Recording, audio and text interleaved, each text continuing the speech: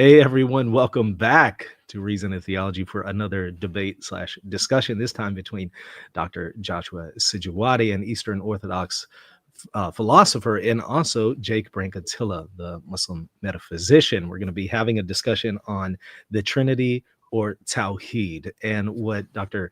Joshua is going to do is he's going to offer a presentation to us from his perspective. And then after that, there's going to be open discussion for about 60 minutes, followed by Q&A towards the end. So maybe hold off until towards the end of the open discussion part for your questions. When you do send your questions, make sure to tag me at Reason and Theology. But I'll alert you all there in the chat. Okay, well, let me go ahead and just welcome you gentlemen both back to the show. Dr. Joshua, good to see you. How are you? Very well, thank you. I'm very happy to be back. So thank you for inviting me on, Michael. Thank you so much. It's such an honor to have you back. Jake, also an honor to have you back. How are you? I'm doing well. It's good to be here. Yeah, really excited about this. And by the way, I also have links to both of these gentlemen's channels there in the show notes. Y'all go and subscribe to their content. Without any further ado, let's go ahead and begin, because we have a thorough presentation from Dr. Joshua on the Trinity versus Tawhid. So if you're ready, we'll go ahead and get started. I'm going to pull up the presentation on the screen. Should be able to see it. I'm going to get out of the way, and I'll remove myself and Jake, and that way you could just have the floor for the next 30 minutes or so. You ready to roll? Yep, all good. All right. Thanks a lot. Yeah, so thank you very much, guys. I'm really hopeful that this will be a fruitful discussion and dialogue on these two very important central teachings of these Abrahamic religions, Christianity and Islam. So first one I'm going to do, just for the sort of structure of my presentation, is I'm going to present the Trinity as I understand it, and I believe it's the scriptural and conciliar position of the Trinity. I'm going to express that and show it to be free of philosophical incoherence, because I think that's going to be the main challenge that's going to be raised. There seems to be incoherence in about three ways, which I'm going to go into a bit later. And then I'm going to switch track, and I'm going to provide two arguments against Tawhid. So yeah, hopefully you'll be able to follow along. If it does go too much in depth, I do apologize, but I'm trying to be as accessible as possible, but also trying to actually provide a robust case for the Trinity and against Tawhid. Okay, so with the Trinity, we can understand at the most basic level that this is what the doctrine of the Trinity is, according to Scripture and the 7 ecumenical councils and the consensus of the Church Fathers.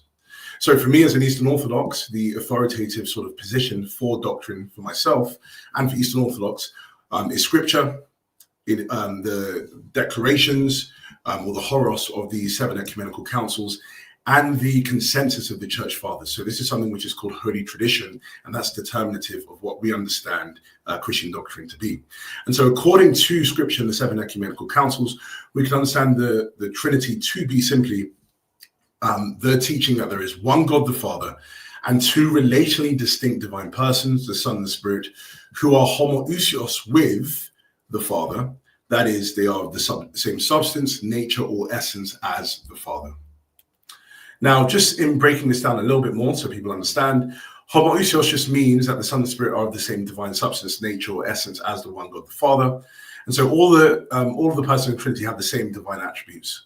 Maximal power, knowledge, goodness, everything that's possessed by the Father, intrinsically is possessed also by the Son and the Spirit. And so there is no sort of hierarchy when it comes to divinity. They are equally divine in the exact same way. When we say that they are distinct, so the way in which we distinguish the persons is through their relations of origin. So the Father is a divine person who's unbegotten. The Son is a divine person who's eternally begotten by the Father. And the Spirit is one who eternally proceeds from the Father. And so we can sort of cash this out with the grounding relation, which is a very important metaphysical concept. So the Father is the ungrounded one, the Son is the one who's grounded by the Father, and the Spirit is also grounded by the Father as well. Now, when we use the term the one God, I'm using it to refer to the fundamental divine person. So to be God in the specific sense of being God as a name, bearing the name God, so that's the nominal sense of the word, it means that you are the fundamental divine person in existence. So that means you're the divine person that's the explanatory stopping point of all of reality.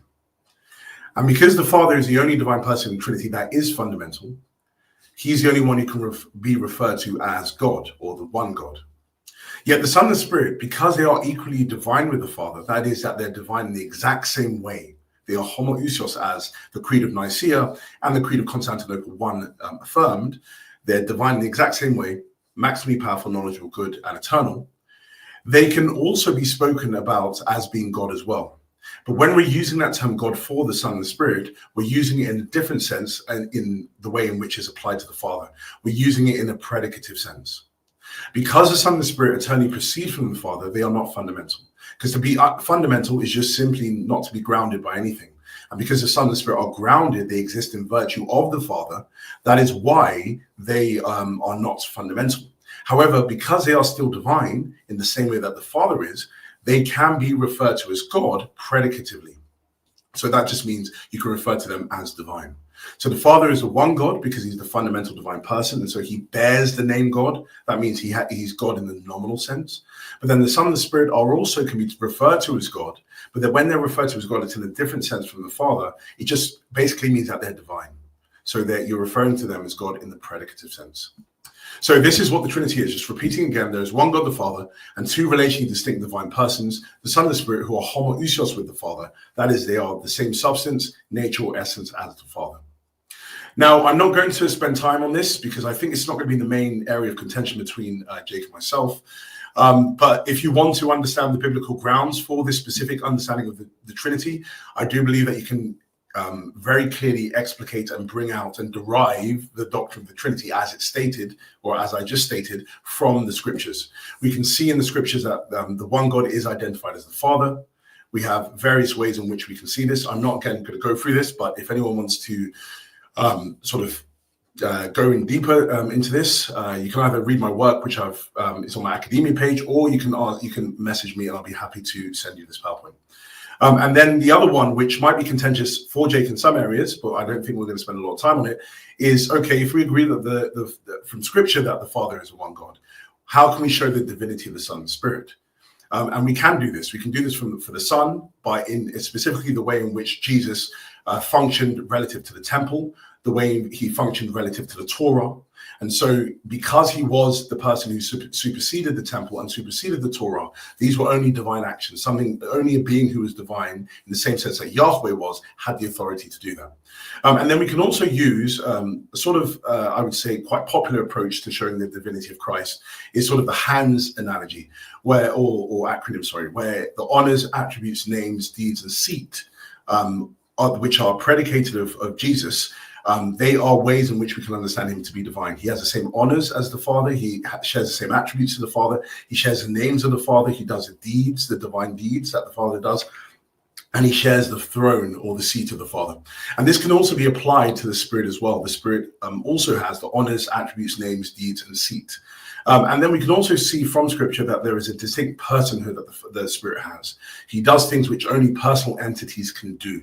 And so because of that, we can take him to be a person in line with the Son and with the Father. So what we can see from Scripture, again, I'm not going to go into this because we're going to go more into the philosophical stuff, but there is one God the Father and two relationally distinct divine persons, Son and Spirit, who are homoousios with the Father. And we can get this in the most fundamental sense from the scriptures, but obviously it's more explicated as we go into the conciliar period, which again, I'm not going to go through as well because I don't think that'll be a main area of contention. So what I'm going to look at now is sort of the philosophical challenges. So the first philosophical challenge that some people have heard of is something called the LPT, which is a logical problem of the Trinity. Now, I'm going to put forward the challenge to say, please like this to be shown how the logical problem of the Trinity affects the Trinity as it's understood in the way that I've presented it. And remember, what I'm defending is not my own model. I don't believe it's my own model. I don't believe it's my own way of understanding the Trinity. I believe it is the conciliar way of understanding the Trinity according to the 7 ecumenical councils and the scriptures. And so, anyways, when we have the LPT presented, it normally is presented, you can present it with sort of 7 premises or with 3 or 4 premises. And so the way that you normally have it put forward is that there is a statement where it says the Father is God, the Son is God, the Holy Spirit is God. There is only one God. There seems to be a logical incompatibility here. There's a contradiction because you're saying on the one hand, there are 3 beings or entities, persons who are God, but there is only one God. So there seems to be a contradiction. But then the way that you deal with this, and I believe that you can deal with this within the conciliar conciliar framework that I put forward is by understanding that the word God is an ambiguous word. And as I said before, it can be understood in two senses. So when we say the Father is God, the Son is God, and the Holy Spirit is God, what we're really saying is that the Father is God in the predicative sense, the Son is God in the predicative sense, the Holy Spirit is God in the predicative sense.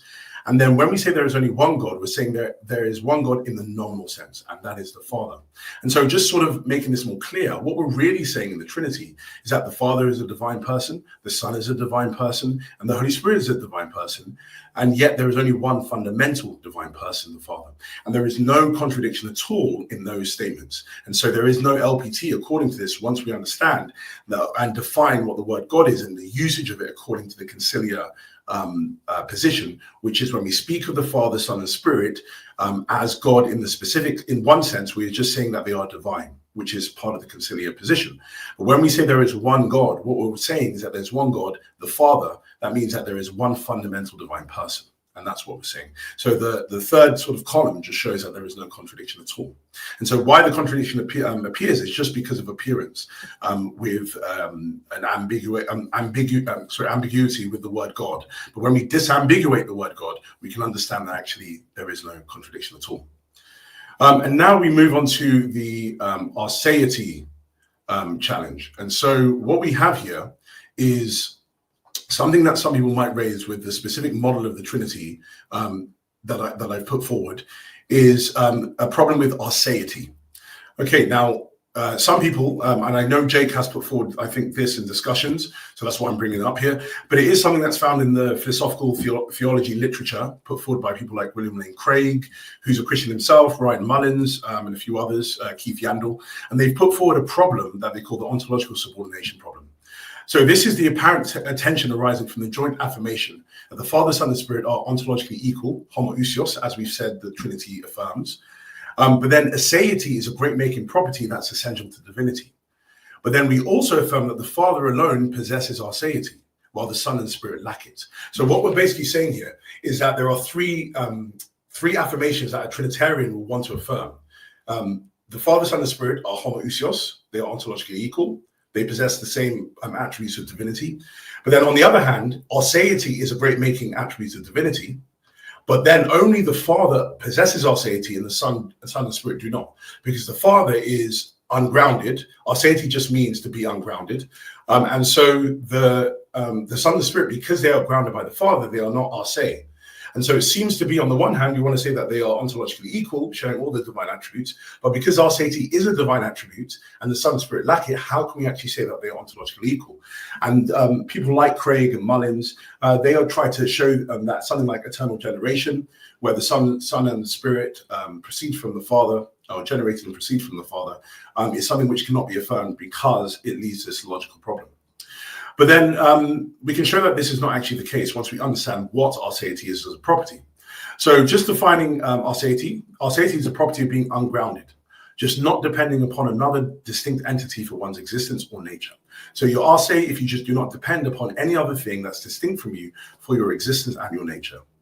Now, I believe, and this is in an upcoming paper that's coming, hopefully should be coming out at some point, where I actually put forward a different, so some people might have seen my other a way of dealing with this, but I've actually got a new way of dealing with this problem of arseity, which still puts forward the same idea that arseity is an extrinsic property, but I'm doing it, but I sort of go about it in a different way that's less susceptible to challenges. Now, the way I do this is by utilizing a specific theory of intrinsicality called the simple theory of intrinsicality. Now, I'm not going to read out all of this because it's a lot for people to understand. But basically, the way that we can deal with this problem of arseity is to say that the property of arseity is an extrinsic property.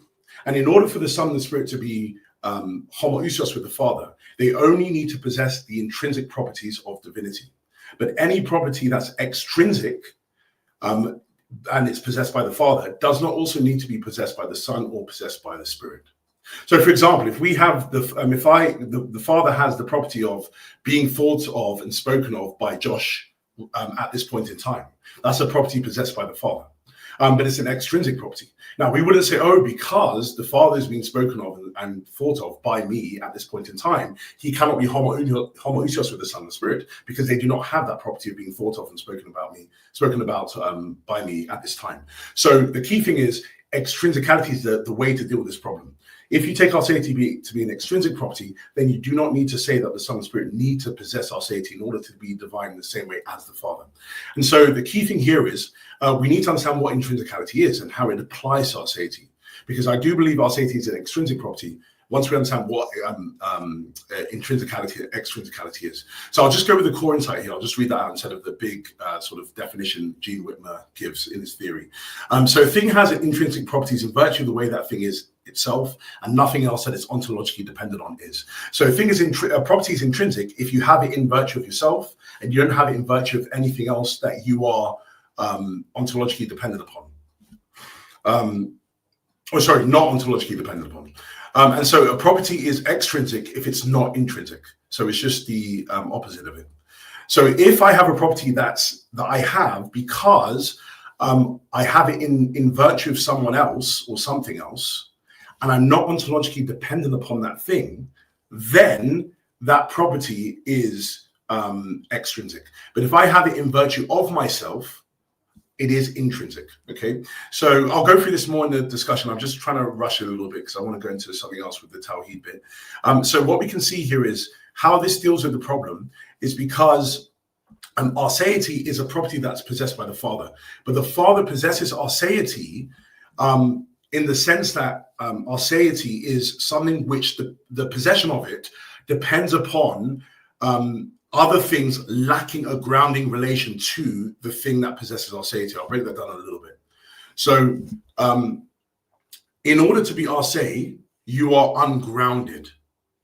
But the reason why you are ungrounded is dependent upon you not standing in any grounding relation to anything else that's ontologically external to you. So the Father is ase because he just doesn't. The set of all other entities that possibly could exist, he doesn't have any grounding relation to them. So that means the property of aseity is actually something which is possessed in virtue of something that's outside of the Father. Just the lack thereof of a relation of grounding that the Father stands in. And so because of that, aseity can be taken to be an extrinsic property. Okay, so the key thing is it's possessed by the Father because he doesn't stand in any grounding relation to anything else. So the possession of this property is outward looking instead of inward looking. So for example, if you take omnipotence, that's an inward looking property because the Father possesses omnipotence and it doesn't matter what his surrounding is like, what relationships he's in or not. But in order to be ase, the Father has to lack a relationship, the relationship of grounding. So that means that it's an outward looking property and thus it's extrinsic. And so it's not something which must be possessed by the Son and Spirit. Okay, last thing, and then we're going to move on to Tawhid. Something I think Jake will bring up, because I've seen in his presentations that he does like to bring up this challenge. This was put in the literature by a person called Scott Williams, a great philosopher. He's done great work on the Trinity. And it's basically called, you can call it the indexical challenge. So basically, it just says, if the Father and the Son each possess first-person perspectives and can make statements using I, how can they avoid contradictory claims about their identity? For instance, if the Father says, I am God, meaning I'm numerically identical to the one God, and the Son says, I am God, with the same meaning, then by the transitivity of identity, the Father will be identical to the Son. But the Father is not identical to the Son. They are relationally distinct. Therefore, there's logical contradiction. Now, this is a challenge that I think Jake might be thinking to bring up, but I don't believe it's good to bring it up because it doesn't apply to conciliar Trinitarianism, though it might apply to other forms of Trinitarianism. If you remember, conciliar Trinitarianism says this: there is one God, the Father. So within Trinity, there's one God who's identified as the Father. There's two relationally distinct divine persons, the Son and Spirit, who are homoousios with the Father. And so because they're homoousios, they share the same divine substance without division or multiplication.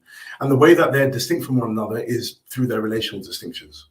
Now, how this is a solution to the indexicality challenge is that when the Father uses I am God, the referent I, the Father is just basically saying, I am God in a nominal sense, I'm the fundamental divine person, and I am God in a predicative sense, I possess a divine substance.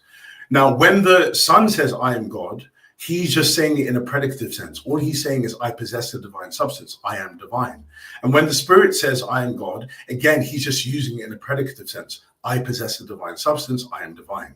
And so what is really being said here is that there is a difference in the usage of the word I, or the indexical. The Father affirms I am God in both the nominal and predicative senses. The Son affirms I am God in the predicative sense only, I am divine. The Spirit affirms I am God in the predicative sense only, I am divine. So these are three different propositions with different truth conditions. And so there's no transitivity problem that arises because the sense of God shifts between the speakers of those specific statements. So there is no indexicality challenge. All right, let's move on to Tawhid. Now I'm going to give some arguments against Tawhid. The first one is a philosophical argument against Tawhid from maximal greatness, divine modesty. And I've published on this. I've got a paper on this. It's called A Modest God. You can get it in my academia page, and hopefully you'll enjoy it. So just go through it very briefly. So there's an argument you can put forward for Tawhid based upon the attribute of modesty. Now, most people never think about modesty being a divine attribute, but actually we're going to see there's good reason to believe it. Now, what we can understand modesty to be modest is to direct one's attention away from one's own good qualities and their value or importance. So to be modest, you're just directing away from your own goodness, from your own value. You might be the greatest thing that exists, but you're not going to harbor attention on that. You're going to direct attention away all the time to things that are external to you. So you're not going to focus on your own good qualities or their value. And so the key features are inattention to one's good qualities, not dwelling or fixating on them, and inattention to the value or importance of those qualities. So you're going to focus on others rather than constant self-reference. So when you're modest, you are just not focusing on yourself, you're focusing on others. Now, we can take modesty to be a moral virtue because it reflects positive values such as genuine interest in others, appreciation for supportive circumstances, and it's just against just putting yourself forward all the time. Instead, you're trying to put others forward and uplift them. So we can take it to be something which is good to have. It's a moral virtue. Now we can say, actually, well, given that it is a moral virtue, is it something that God would possess? And so we have good reason to believe this.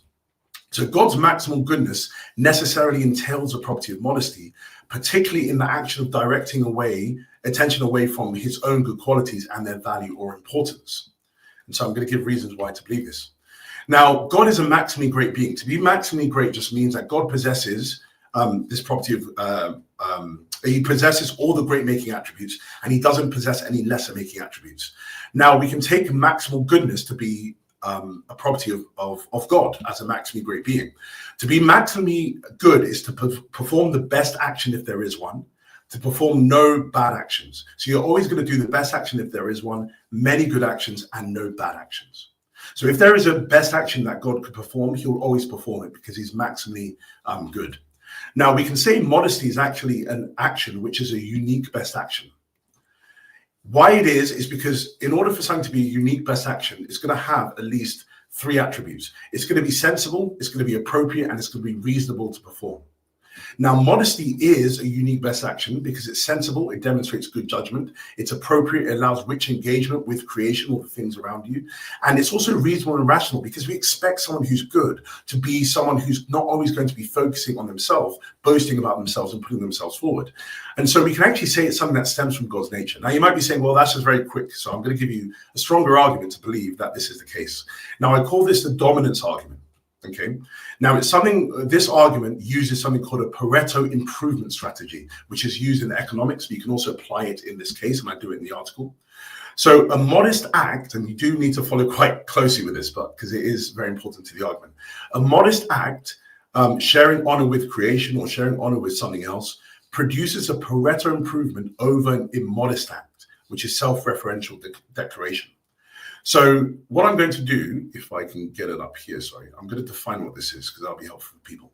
So the dominance argument, a decision theoretic principle stating that when comparing two possible actions, if one action produces outcomes that are at least as good as the other action across all relevant dimensions of value and strictly bet on at least one dimension, then a rational agent should choose the dominant action.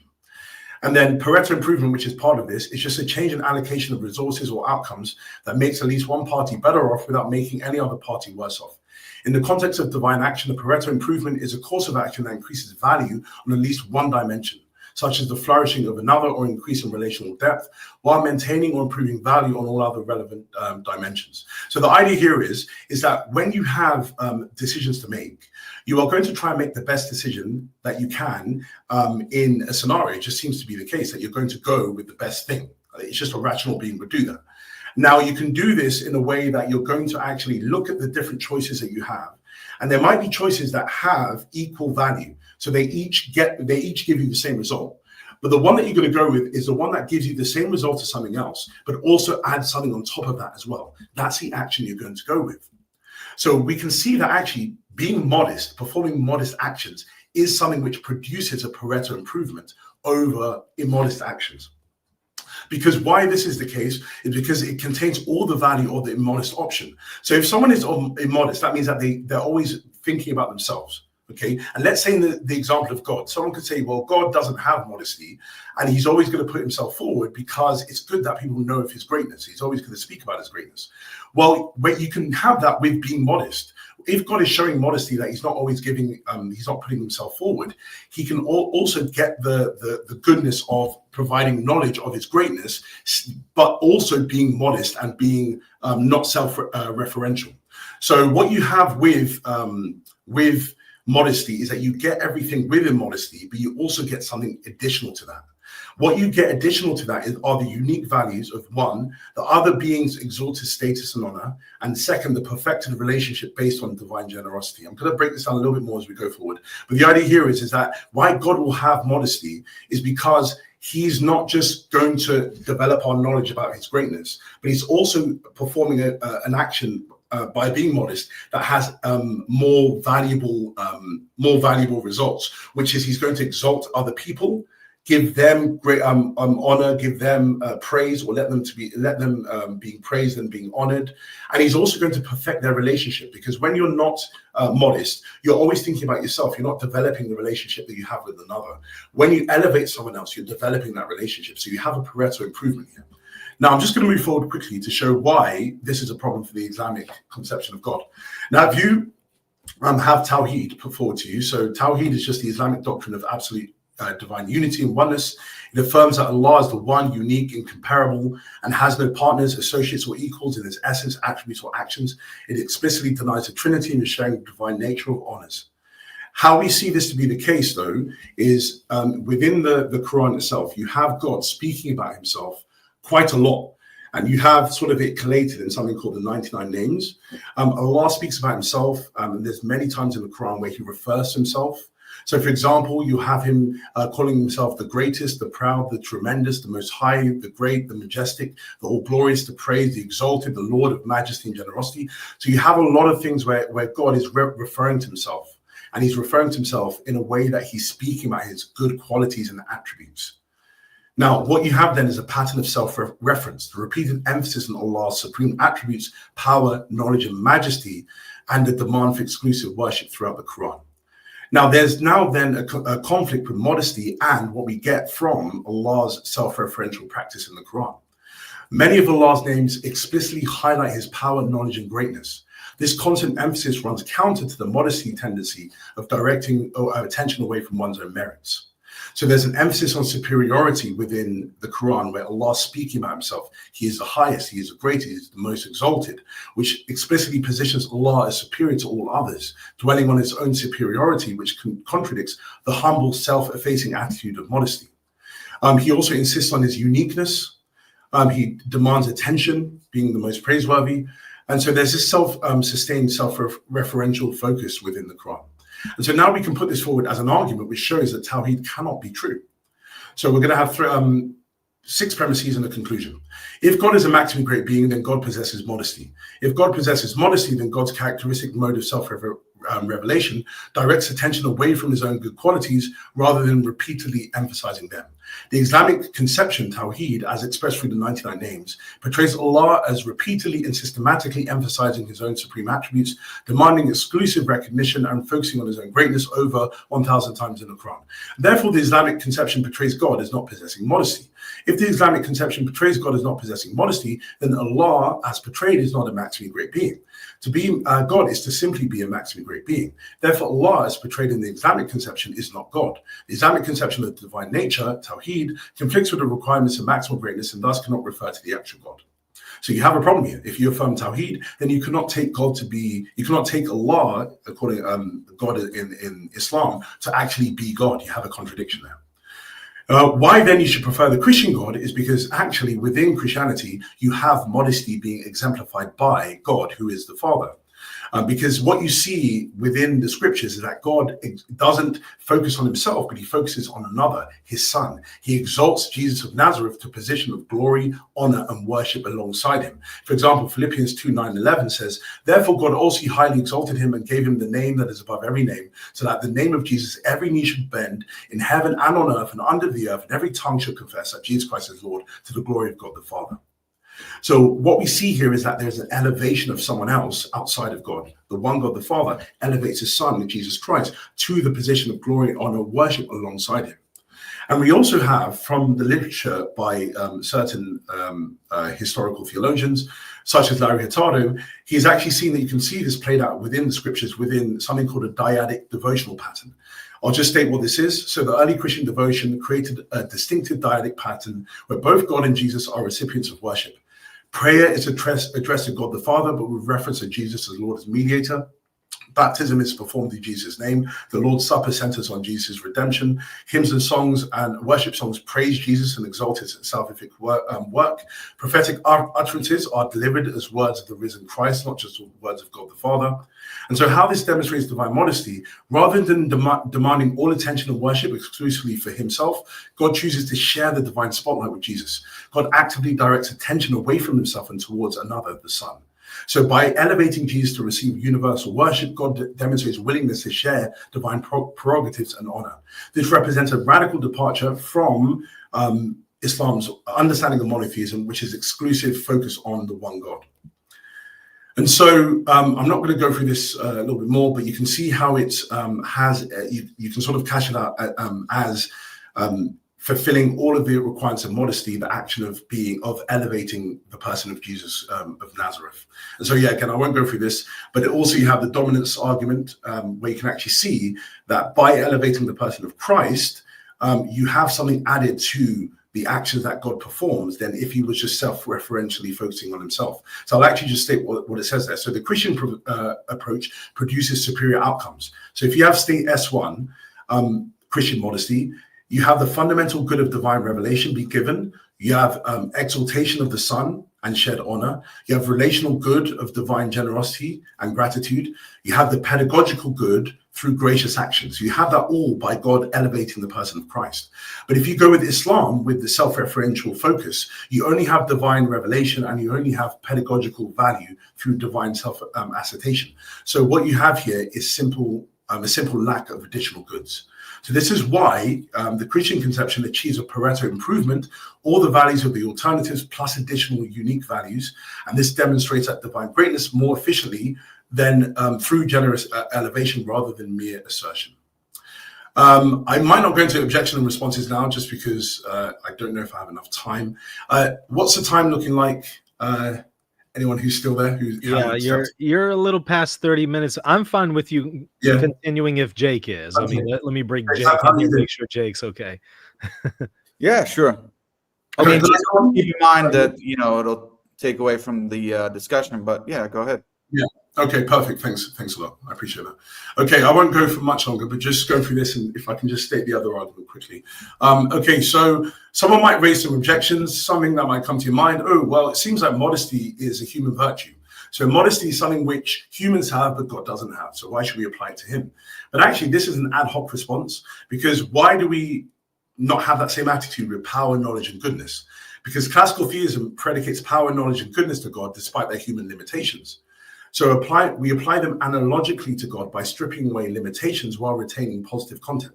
So if we meaningfully predicate these attributes despite human constraints, we can equally predicate modesty as perfected, other directness flowing from maximal goodness. So the idea here is well, it's ad hoc. If you're happy to say that God is all powerful, all knowing, and all loving, why can't he possess modesty as well? there is no reason why you shouldn't do it without being ad hoc. Someone could say there's a category mistake here. Human modesty arises from finite limitation. God doesn't need any moral safeguards. We're only needing to be modest because we're limited beings. But because God is unlimited, he doesn't need to be modest. But then you have to understand modesty's essence, directing attention away from oneself, applies analogically to God again. So the moral structure isn't tied to finite weakness, but to a will that's orientated towards others flourishing. Divine modesty expresses maximal generous will, not a remedy for shortcomings. So God is modest, and him being modest isn't based upon any weakness, because modesty isn't tied to limitation. It's just simply directing attention away from the other, and as we've seen, it's something which actually produces unique values.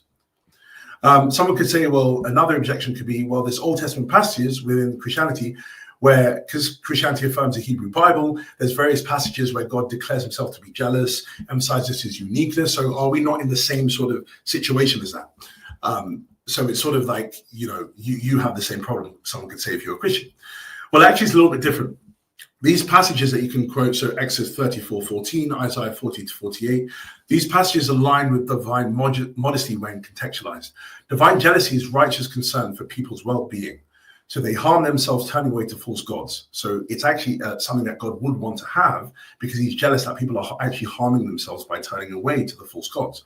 And also Isaiah's declarations serve pedagogical purposes, redirecting from worthless idols towards genuine salvation. So these function as gracious acts, correcting dangerous misconceptions, not self-promotion. Even in emphatic declarations, God is focusing on actions for Israel's benefit rather than merely asserting greatness. And this is emphasizing relationship and care. So the key thing here is that you can have divine modesty and also God be jealous, in the sense that you have in the Christian scriptures, or him emphasizing his uniqueness, because the key thing here is that he's trying to actually help people by doing this, by taking them away from his harm. But he's not doing this through self-promotion, which you actually find in the Quranic scriptures. So, in conclusion, the Islamic conception of God, despite its emphasis on divine transcendence and unity, fails to align with the requirements of maximal greatness due to its systematic pattern of divine self-assertion and lack of modest other-directed expression. The Christian conception, through the exaltation of Christ and dyadic devotional pattern, successfully demonstrates divine modesty as an essential attribute of a maximally great being. This provides philosophical grounds for preferring the Christian conception over the Islamic conception when assessed against the criteria of perfect being theology. The modest God who's maximally great is the Christian God and the Christian God alone. Okay, I'm going to do this one very quickly. Second argument is argument against Tawhid from monotheism. Now, this is the interesting one. You might be saying, what is going on here? How can you argue against Tawhid from monotheism? Islam just preaches monotheism. Actually, I'm going to show you there's a bit of a problem here. Now, let's define Tawhid again, and let's define Unitarianism. So Tawhid, again just stating, is Islamic doctrine of absolute divine unity, affirming that Allah is one and unique with no partners, associates, or equals. It explicitly denies existence of any other divine being and rejecting any sharing of the divine nature. Now, philosophically, when you analyze Tawhid, it entails something else called Unitarianism. The belief that there exists exactly one divine being, whether you call him Allah in Islam, but then rabbinic Jews might call him Yahweh. But the key point here is Unitarianism is the belief that there's only one sole deity and one fundamental deity. So this position, Unitarianism, denies existence of any other divine being whatsoever. So Tawhid, if you affirm Tawhid, you also affirm a Unitarian understanding of reality. There is only one deity that exists within reality. Now, the problem that you have with this is that when you actually look at Judaism, this is what Judaism has actually ever taught within its historical context. When you look at First and Second Temple Judaism, there's a very different understanding of what monotheism is compared to what Tawhid is. When you look at the First Temple period of Judaism, you see something quite interesting. Well, just defining what the First Temple period is, this is the period of the Israelite religion from the construction of Solomon's temple to its destruction by Babylon, and is characterized by the development of Yahwistic worship alongside the acknowledgement of other divine beings. And then the Second Temple period is the period from the rebuilding of the temple to its destruction by Rome in 70 CE. And during this period, there's Jewish theology, which is has a distinctive understanding of monotheism. And this is the immediate context from which rabbinic Judaism and Christianity emerged, and then later on Islam came about. Now, the key thing I want to emphasize is the scholarly consensus concerning monotheism. So historians and biblical scholars, including Peter Heyman, Nathan MacDonald, Paula Friedrichsen, Michael Heiser, Larry Hurtado, and Richard Balcom, among many others, argue that ancient Jewish monotheism was not a denial of other divine beings' existence, but rather an affirmation of Yahweh's unique supremacy and exclusive right to Israel's worship. And so Friedrichsen argues as well in a paper that figures such as Philo, Herod, and Paul from Christianity conceived of divinity as a spectrum rather than binary. Beings could possess various degrees of divine attributes and status. So I'm not going to go into depth for this, but you can see various passages within the Hebrew scriptures where there seems to be an idea of divine plurality. So I'll just define what ancient Jewish monotheism was: a religious worldview that acknowledged the existence of multiple divine beings, Elohim, while maintaining that Yahweh was a unique, supreme, and exclusive being worthy of worship due to his transcendence as a sole creator and sovereign ruler. So there were other divine beings within the Judaic worldview, but there was one divine being who is a unique, supreme, exclusive being worthy of worship. And you can see this throughout the Hebrew scriptures. Again, if you want to see this more in depth, you can just... there's a paper, sorry, I wrote another paper on this. It's called The Nature of Monotheism, a Philosophical Explication. You can have a look at that on my academia, or just ask me for this PowerPoint. So I won't go through the biblical data here. You also have Philo of Alexandria, a very important Jewish scholar, who also had this idea of there being visible gods in the cosmological realm. So he acknowledged their divine status with a hierarchical framework where Yahweh is at the apex, is at the top, but actually there are other visible gods that existed. So this demonstrates that Second Temple Judaism's comfort with divine plurality under a supreme deity. Again, I'm not going to go through this, but then other scholars have sort of defined what it means for Yahweh to have this uniqueness. He's species unique, he's transcendently unique, so I'm not going to go through this. But the key thing is monotheism was not numerical oneness. It was a qualitative concept about being the unique, supreme deity amongst all the other deities. And also a key thing that's important as well, monotheism is not something that even existed, the concept itself.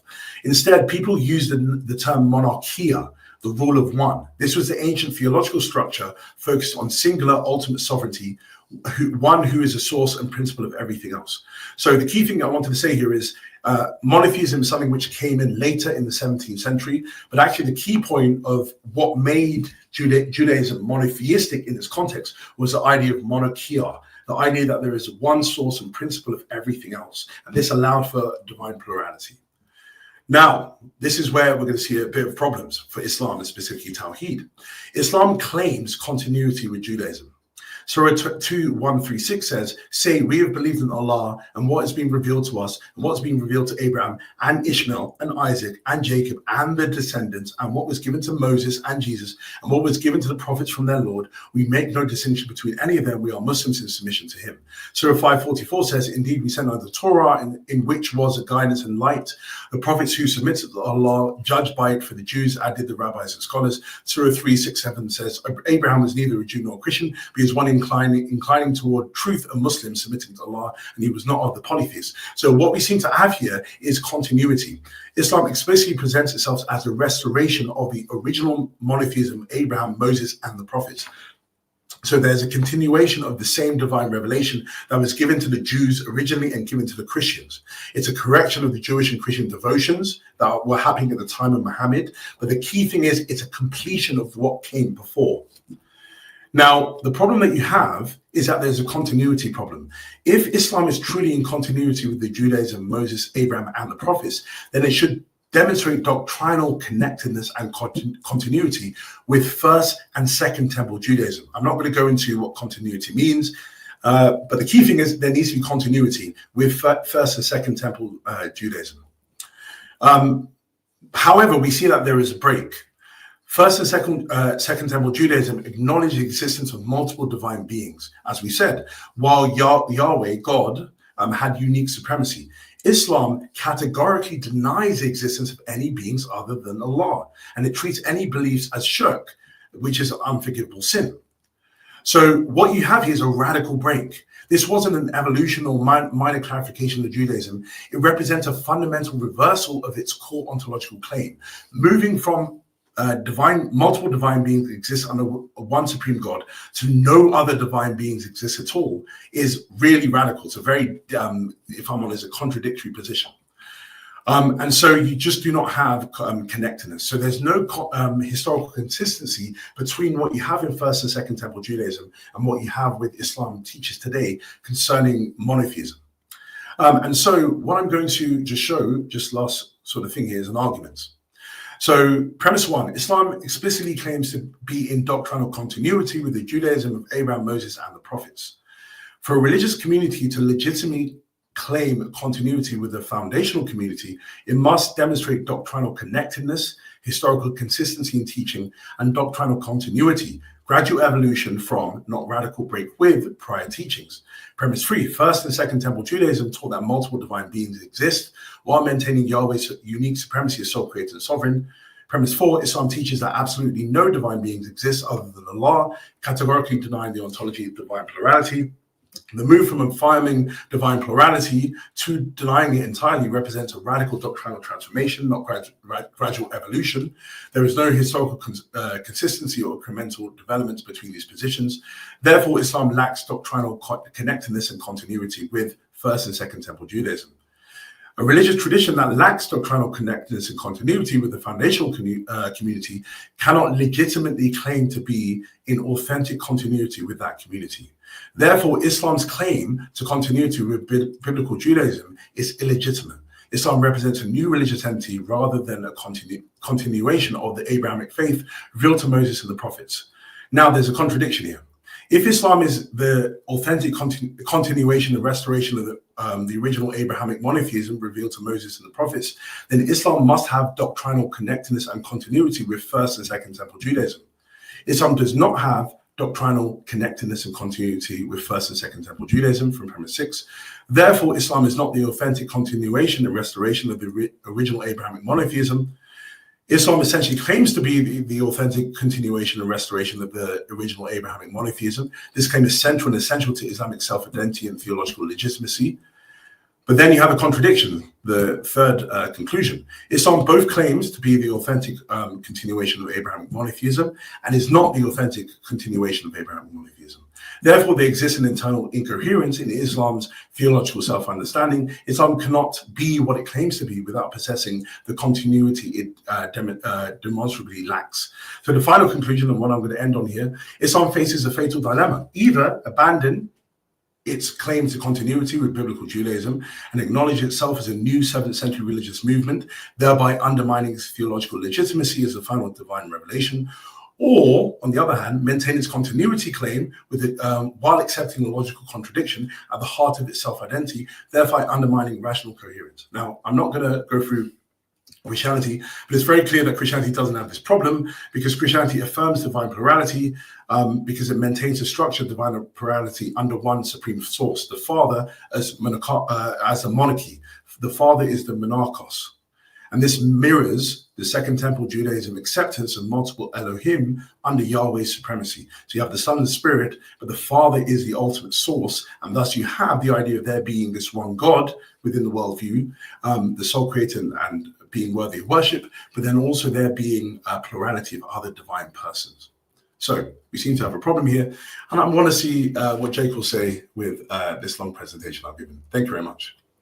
Thank you so much for that. Yeah, happy to facilitate that discussion. So I'm just going to get out of the way and let y'all have at it. But I'll be here in the background if y'all need anything. So let me get out of the way and y'all go ahead. Yeah, sure. So, Josh, it's good to see you again. I do want to say, just as because I was thinking about this when Michael contacted me for the discussion, my first actual debate or public moderated debate was with you. I don't know, I think over 5 years ago or whatever it was. So anyone who doesn't like me, you can blame Josh because he's the one that got me involved in these public discussions. Before that, I wasn't really doing much. Yeah, but anyway, there's so much, and inevitably, and this is why I didn't want to put my own 30-minute presentation because we're strapped for time. I don't think we're going to be able to get through everything in significant detail, but I am really interested in the continuity discussion. I don't want to start there, but I think that if you're open to it, another time we can have an entire discussion just on that, because I think it really I think it is really important. Yeah. But on the LPT, Yeah. which you kind of started out with, and you can correct me if I'm wrong, but I tried to make notes. What I understood you saying is the way that the LPT is solved is by equivocating on God, right? So in the first few premises, when God is being applied to the persons, it's being used in a predicative sense. And then when it's applying to there being only one God, that's strictly referring to the Father being God as the only fundamental person. Did I understand that correctly? That's correct, yeah. Okay. So the problem that I see with that is that it still leaves open for affirming there being three gods in a predicative sense. So how would you deal with that problem? Yeah, I don't believe it does do that, because the key thing is the LPT is an internal critique. So we need to assume what Trinitarians assume when they speak. And what we have from the Conciliar Fathers, specifically the Cappadocians, is that whenever we use the word God, we use it in certain different ways when we have the singular persons and when we speak about them collectively. So when and this is something that Gregory of Nazianzus said this in Oration 25, if I'm correct. So I'll just give you an example. When we speak about, when we use the word God, we can use the word God for the Father, and we can use it for the Son. But whenever we use the word God with the Father and the Son together. We only refer to the Father as God, and we use the word Lord for the Father, for the Son. Even though the Son can be spoken about as God because he's divine, when we bring them together, we drop the usage of the word God for the other persons, and we only use it for the Father. So the key point here is that when you are saying that the Father is God, you can say that singly. The Son is God, you can say that singly. The Spirit is God, you can say that singly. But when you bring them together, you're not going to say, oh, there is three gods there. You're going to say there's one God, because the word God is used primarily for the Father. But then you disambiguate the word God and you use the word divine. And so when we say that there is the Father who's God, we then will say, yes, there is a Son who's God when we're speaking about him, but we're saying he's divine. And when we say that the Spirit is God, we're saying, yes, he's divine. And so when we speak about them together collectively, we'll say that there is one God and there are two divine persons. You wouldn't say that there is one God, the Father, and two predicatively attributed gods. You wouldn't use that term God in that way. So it's a semantic issue, this problem that you're bringing. So what I'm trying to say is when you're counting, you're not going to say that there are three gods. Because they share the one divine nature, we will only refer to them when together collectively as divine. But then when you want to also use the word God, you will only use that for the Father collectively, but you can use them when they're spoken about sort of individually. You can use the word God, but when you use them collectively, you will only use it for the Father. That's a correct usage of the word God. So the key thing is it's in this eternal critique, this problem. So you have to go with you have to play ball with the Christians and say, well, how do they actually use the word God? And so you might think that you're counting three gods, but actually that's not correct. You're counting three divine persons, and that's not a problem at all. There are three divine persons of the Trinity, but we wouldn't go further and say that there are three gods, because the word God is used primarily for the Father, and so there's one God and there is two divine persons that exist co-relative to him. Mm-hmm.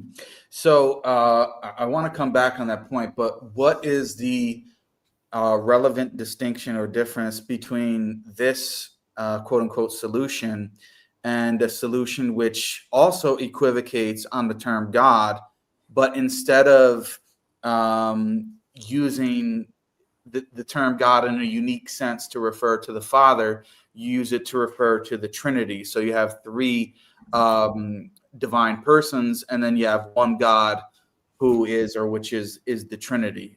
Wouldn't you say that it's the same kind of solution? It's the only difference is one God is the Father and one God is the Trinity? Yeah, very good. I would say no. Mistakenly, people actually think the solution can apply to the Trinity, and they use it for the Trinity, this equivocation strategy, but it actually doesn't work. Because if you remember, the full disambiguation of the term God is that you're saying, premise one, the Father is a divine person. Premise two, the Son is a divine person. Premise three, the Spirit is a divine person. And then premise four, there is one fundamental divine person. And so the key point is, if you replace sorry, if you put in where you say there is only there's one fundamental divine person, and you replace the Father with the Trinity, you're going to have a problem there, because Christians won't want to affirm that. You do not want to say that the Trinity is the fundamental entity, because to be fundamental means that you're ungrounded. But there should be only one thing within the Trinitarian framework which is ungrounded, who is the Father. And so the problem is, if you're saying that there is the Father is God, the Father is divine, the Son is divine, the Spirit is divine, and there is one fundamental divine entity, the Trinity, you cannot affirm that last statement, because the Trinity is not fundamental. It's dependent upon the persons. The Trinity, if it is reified as a thing, I don't reify the Trinity. It's simply a plural referring term for the three persons. But if you were to reify it, the Trinity is an actual entity, a thing. Yeah, it's not an entity over and above the persons. It's a referral term we use for the three persons. But if you want to go that way, like Craig does and others do, to actually reify the Trinity to make it a concrete entity, then you're going to have a problem, because the Trinity then, you're going to have to take it either to be a dependent entity or to be fundamental. Is the Trinity dependent upon the persons, the Father, Son, and Spirit? Or is it fundamental and it's not dependent upon the Father, Son, and Spirit? But then you're going to have two things that are independent within the Trinity. You're going to have the Father, who's supposed to not depend upon anything, and you're going to have the Trinity.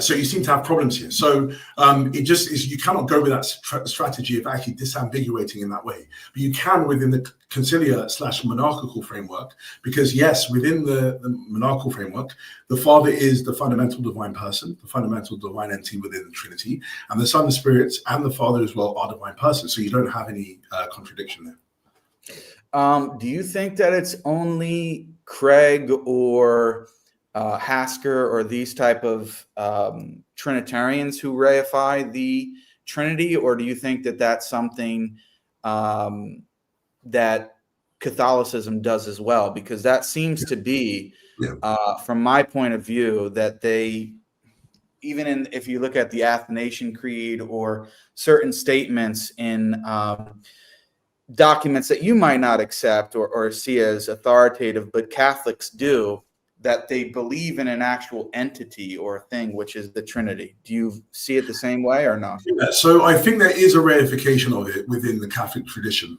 I personally believe it comes from Augustine's work, and then it sort of fed into the Western part of the church before the Great Schism in the 11th century. So there is sort of a reification of the Trinity, where the Trinity is an entity over and above the persons. But where a Catholic can come back and say is that it's not really over and above the persons as a distinct entity, because they hold to divine simplicity. They believe that the Trinity is identical to everything that's constitutive of it. So because the Father, Son, and Spirit are constitutive of the Trinity, they are identical to the Trinity itself. So really, it's not actually over and above it, but in another sense it is. So there's a way to sort of get out of this charge. But I do believe, in my own perspective, there is a reification of it, which is not found within the conciliar creeds. You do not find the Trinity being spoken of as a reified concrete entity within the Nicene Creed of 325 or the 381 Creed of Constantinople. So, yeah, I don't think there's any reason. And the Athanasian Creed is not, well, specifically for Orthodox, it's not authoritative because it's not a conciliar document, even though in the Western Church it has sort of been given some form of authority, yeah. Right. But then if you come back with that response as a Catholic, then it seems problematic to say that each person is identical or numerically identical to the Trinity when, you know, the persons are not triune, but the Trinity itself would be, and that there's clear distinctions. For example, I mean, this begotten of the Father, the Trinity itself is not. So how would a Catholic deal with that problem? It seems that they just create another problem for themselves. Yeah, I think they will just say that there are certain properties that do not sort of are not correctly predicated of the Trinity, which are predicated of the persons. So and they'll have there's systems within like Thomistic thought which sort of deal with that issue. But I just think there's no reason to take on that baggage when the conciliar sort of documents of the 7 ecumenical councils do not require you to do it. They just require you to affirm the one God the Father and 2 relationally distinct divine persons who are homoousios with the Father, and anything above that is sort of additional to what actually is authoritative. So yeah, a Catholic might have that problem, but for someone myself who's presenting the conciliar position, I don't believe it's a problem. So I just think that the LPT is, And something interesting as well. The LPT only came into existence in the 80s, 1980s, 1990s. And it was the starting point of the LPT was the Athanasian Creed. It wasn't actually the Creed of Nicaea or the Niceno-Constantinopolitan Creed. So you don't actually have this problem for the Concilia documents. You have it for the Athanasian Creed, because it does say God the Father, God the Son, God the Spirit, but there is one God. The creeds of Nicaea do not say that. So they only say there's one God the Father in the first statement, and then the Son is true God of true God in the sense that he's divine, and the Spirit is worthy of worship with the Father and the Son, indicating his divinity as well. So that's just that there's one God the Father, two relationally distinct divine persons who are homoousios with him. Mm-hmm. So this distinction that we're talking about between reifying the Trinity and not, and then, you know, the potential problem with divine simplicity in Catholicism and all that, is that a reason for you changing to Eastern Orthodoxy? Was that a motivation in terms of distinction in Trinitarian theology? Yeah, so I myself, it wasn't one of the reasons, because I affirm divine simplicity. I have my own way of making sense of all these. It's just as you can see with a lot of this stuff, it takes time to sort of present it. So I do affirm divine simplicity. I affirm it in the strongest sense. And I have written work on this, so I can just point people to that. So it wasn't a reason why. One of the reasons why, and I've got a paper on this, which I give my reasons for becoming Orthodox. It's called The Identity of the Church on Academia. And one of the reasons is that I believe Orthodoxy is the only thing that affirms the monarchy of the Father, in that there is one God the Father. But I believe Catholicism and Protestantism has sort of, through the influence of Augustine and then the Council of Toledo in the 7th century, and then the Council of Florence, you have the one God being identified as the Trinity itself. So there's a difference there between the Constantinopolitan Creed, which says the one God is the Father, and the one God is a Trinity. So the East only affirms the one God being the Father in the sense of the Creed of Nicaea and Constantinople. And this was a problem for me. So I felt that there was discontinuity. And then also when it came to other ecclesiastical issues, but it wasn't to do with divine simplicity, because I actually affirmed that myself. Okay. Now, just getting back to this point about the three gods problem, or the LPT, I don't know if you're familiar with this recent chapter. Yeah. So Branson, who, as you know very well, is an Eastern Orthodox philosopher, he says this on page 150, speaking about the equivocation solution, which you're endorsing. He says, finally, barring any alternative view of counting, ES, meaning the equivocation solution, can't solve any version of 3G anyway, meaning three gods. For given ES alone, the equivocation solution, although there's a sense in which there is only one God, the Trinity, or in your case, the Father, there's also a sense in which there are three gods, the persons. And we can't downplay that sense. It's the only sense in which the Father, Son, or Spirit is God. So to the extent that there's any good sense in which each is God, there's a good sense in which there are three gods. So that's the exact problem that I was mentioning earlier, is that your quote unquote solution of equivocating between the Father being God as the only fundamental divine person, and then each of the three persons being predicatively God in the sense of predication, you still have there being three gods in one sense, because each one is predicated with is God, and they're distinct. And by the normal way in which we would count them as three gods or three divine beings, or however you want to phrase it. So Branson seems to think that your solution on its own is not sufficient, and you have to appeal to, and at least in his mind, something else. And for him, it's this alternative method of counting. So how would you respond to that? Yeah, I just respectfully disagree with him in the sense that, Michael, is it possible just to pull up the PowerPoint again? I just want to go to the slide. Sure. It's good to have the LPT in front. You'll need to go ahead and share the screen again. Okay, just 1 second. Let me get to the LPT part.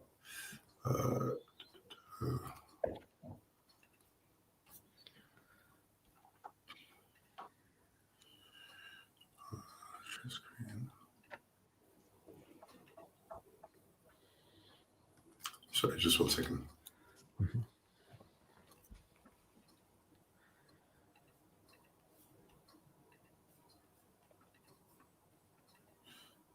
Okay, is it come on now? Okay. Okay, perfect. So let's have it in front of us here. So the key point that I'm trying to, sorry, it's come off here. Yeah, the key point that I'm trying to emphasize is we need to look at the third column, because the word God, when it's being used, you're not necessarily you, but people who are putting forward this challenge, they're smuggling in a definition of God, which is not being affirmed here. So what at the sort of, I would say the coarse grain level of analysis, someone might say, well, you're actually talking about three gods here, okay? Three gods, or whatever that means. But Christians are going to want to affirm that actually what we're saying is the third column, which is more fine-grained analysis. What we're saying is the Father is divine. So that's why a lot of the time in my statement of the Trinity, I don't use the word God for the Son and the Spirit, because it's so ambiguous what we're actually using that word God for with them. What we are committed to within the statements of the Trinity is what's in the third column. The Father is a divine person. The Son is a divine person. The Holy Spirit is a divine person. And so what we count, yes, we count three divine persons, and there is no problem with that at all as a Trinitarian. Every Trinitarian is going to affirm that there are three divine persons.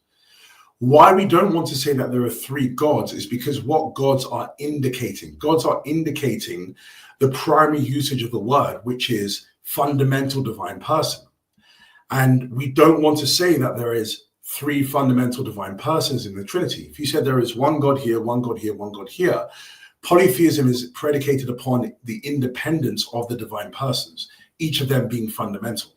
So why we don't want to say there are three gods is because you're smuggling in an understanding of God which is not affirmed by Trinitarians when it's predicated relative to the nature of the persons to each of the persons. What we are speaking about is their divinity. And so we want to go with that third column. That's why I'm saying forget the first and second column. It's very coarse grained. And what I mean by coarse grained is it's not really specific what we are actually affirming. Go with the third column and then raise the challenge of consistency. And I want to see you try that, because there is no inconsistency there. And there is no commitment that any Trinitarian wouldn't want to be committed to. Because a Trinitarian, by definition, is someone who believes in three divine persons. And a conciliar Trinitarian is one who believes, according to the councils, that there is one fundamental divine person, the Father. So for me, I don't think we need to go to that counting strategy if we're going to be at the more fine-grained analysis. I believe that Bo's sort of challenge or issue that he raises is when you're operating at the coarse grain level. But when you go to the fine grain level, that means the level where we're defining our terms correctly, there is no commitment that a Christian would not want to make, or a Trinitarian would not want to make. Can you just leave that up there, Josh? Oh, yeah, leave it up, yeah. So, okay, yeah. I think part of the problem, though, is the second column you're saying is equal to the third column, right? So I don't really see any relevant difference. Yeah. And secondly, when you are, okay, let me ask you this. Is there a legitimate sense in which we can say the Son is God? In the sense of him being divine or divine person, yes. Yeah, but because I'm saying the second column is equal to the third column, and the second column you cannot say that is not a legitimate usage in terms of Trinitarianism. It is a legitimate usage. So in the sense of the second column, there are three gods. Yeah, it's not equal, even though the presentation just uses an equal sign there. The equal sign I'm using is a definitional equality.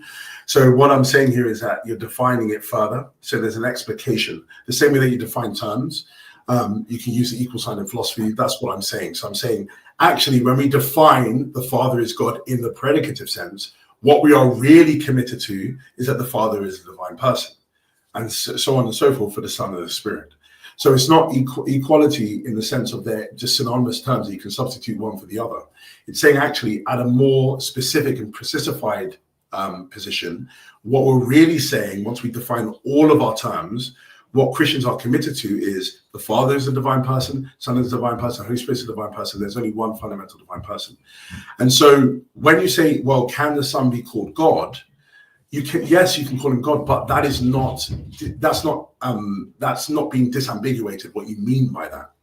What you're meaning and what you're committed to, and what the Conciliar Fathers were committed to, is when we say the Son is God, we're saying that he's a divine person who is co-relative with the Father. He's homoousios with the Father.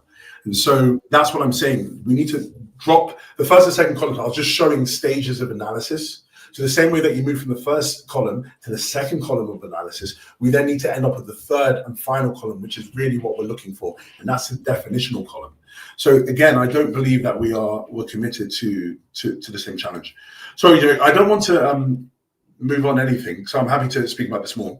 But something I will want to just see before we sort of, I know we still got a bit of time, we've got about 45 minutes, but something I will want to just see your response to, which will be interesting, would be the issue that Tawhid raises, because I know our discussion was on Trinity and Tawhid. So is there any other issues with the Trinity that you have with? Or can we move over to the discussion about Tawhid? I mean, I do have a few more questions, but I'll just say this about this point, is that the second column is legitimate to use as a Trinitarian, and it's so long as it's legitimate to use, from my point of view, you haven't really solved anything. You still have three gods.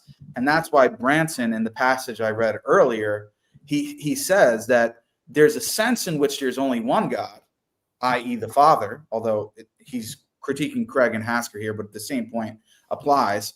But there's also a sense in which there are three gods, the persons. And he says, and we can't downplay that sense. It's the only sense in which the Father, Son, and Spirit is God besides the Father. So what I'm saying is in the second column, that's the only legitimate sense in which at least the Son and the Holy Spirit are God. And so we cannot downplay that sense as Branson mentions. And in that sense, I think you have three gods, which you seem to be basically admitting, because you're saying, well, there are three divine persons, and you're saying that's analogous to the second column. Oh, no, I didn't say it's analogous. Yeah, sorry, I didn't say it's analogous. Remember what I said, that but the only sense in which the Son and Spirit are God or are divine persons is because they can be predicated with the term God and they share the divine essence. No. Sorry, that's the other way around. The only way in which they can be called God is because they're divine. So the more precisified form of analysis of the word God is divine. So what you can do when you precify a term, you don't need to go with the ambiguous term anymore. You drop it out of analysis and you just go with the more precisified term.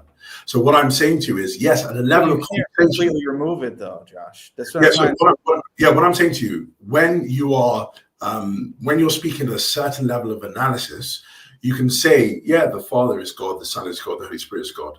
But then if someone says, well, what do you mean by those terms? You'll say, well, actually, what I mean is that the Father is a divine person, the Son is a divine person, the Spirit is a divine person.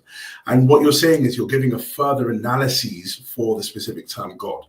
Now, what I want to say to you, what do we mean by each one of them being a divine person? Each one of them being divine person is that they all share the same divine essence and have. Yeah, so there's further analyses that you can give to the terms. We can go further and further. What does it mean for there to be a divine person? It means for them to have first-person perspective and have all the maximally great. Yeah, but I'm saying it reverses in the sense that all we mean when in the second column, all we mean when we say that the Father, Son, and Holy Spirit are each God is that they possess the necessary and essential attributes in order to be divine. They possess the divine essence fully. So I don't really see any relevant difference, and I think I don't see. Yeah, sorry, I don't see the problem that you're raising. What I'm trying to say is that, remember, the LPT, as I said before, is an internal critique. So you need to go by the ways in which I would say the authoritative sources have taken us to use the terms and how they should be used. So Bo is using the word, he's basing his own solution to the problem, because he doesn't just leave the Christians are affirming three gods. He goes on to show his own way of dealing with this problem with sort of counting strategies that you find from Nissa's work, them sharing the same activity and things like that. But my own, sorry. But you don't agree with that? No. I'm not saying I don't necessarily agree with it. It's just that I'm not promoting it as my own solution. I am more influenced by the work of Nazianzus, and I think Nazianzus provides a different way of dealing with this issue, is that when, again, you are bringing the persons together, you only properly can use the word God for the Father. When you speak about them singularly, by themselves, yes, you can refer to them as God because of the divine nature. So what I'm just trying to say to you is that you have a breakdown in what you're counting here, because when you bring the three together, according to Nazianzus, in his oration 25, you only count one God, which is the Father. And you have the Cappadocian principle that there is one God because there is one Father. So the key point here is that you are doing something which Trinitarians are not committed to. According to Nazianzus, who was the spearhead of the Council of Constantinople, one where the creed was developed, his idea here is when you bring them together, you refer to the Son as Lord, you refer to him as divine, but you don't refer to him as God when he's brought into conjunction with the Father in a statement. You refer the Father as only God. So what I'm trying to say to you is, if you're going with the internal critique, your critique doesn't land, because the third statement is what the authoritative sources are committing Christians to. You use the word divine when you speak about them collectively. When you speak about them singularly, then you can refer to them as God. Why you seem to have a problem with being raised is because you are within the Athanasian Creed framework, where they actually speak about God the Father, God the Son, God the Holy Spirit. The Constantinopolitan Creed does not do that. It says there is one God the Father, one Lord Jesus Christ, and the Holy Spirit, who is Lord and worthy of worship. So it even does exactly what I'm saying. It doesn't do, there's one God the Father, one God the Son, one God the Holy Spirit. It doesn't do that because it doesn't use the word God in that way. So I'm just saying you need to do a critique of what actually the conciliar position is. And according to Bo, you can go with Nissa's strategy of counting. And I'm saying you can go with Nazianzus' strategy of how the word God is to be used when it's used singularly and when it's used in conjunction. Can we move on to another challenge just because we don't run out of time? I know there's a lot of stuff to cover. Yeah, I'm just going to say that to me, as long as the second column is a legitimate usage for Trinitarians, then you have three gods. And that's what Branson is saying, the same thing. He's saying that is a legitimate usage. You're just saying that, I mean, your position would have to entail that the second column is not legitimate Trinitarian usage, which I just disagree with. I think that it is. So anyway, I mean, we can move on to. I mean, it is legitimate, but what I'm saying is that what Trinitarians are asserting? Because there's a difference between stating something and asserting it in the context of affirmation. So what we are saying when we're affirming that the Father is predicatively God, we're just saying divine. So that's the more precise way of using the word, and the creed commits us to that. So when they're saying, for example, there's true God of true God, what they were speaking about was his homoousios, status of homoousios with the Father. So yes, God can be used for the Son, but when we're saying that, we're speaking about his possession of the divine nature. So that second column is not where you should be attacking. You should be attacking what are we actually committed and asserting. And we're asserting as Trinitarians, there is three divine persons, Father, Son, and Spirit, but then one of them is the one God because he's the fundamental divine person. Mm-hmm. Yeah. I mean, in the interest of time, I guess we can kind of move on. You did mention, let me just see, because you said a lot. So honestly, we're not going to be able to get through. But you were mentioning about, and you made this whole thing about continuity.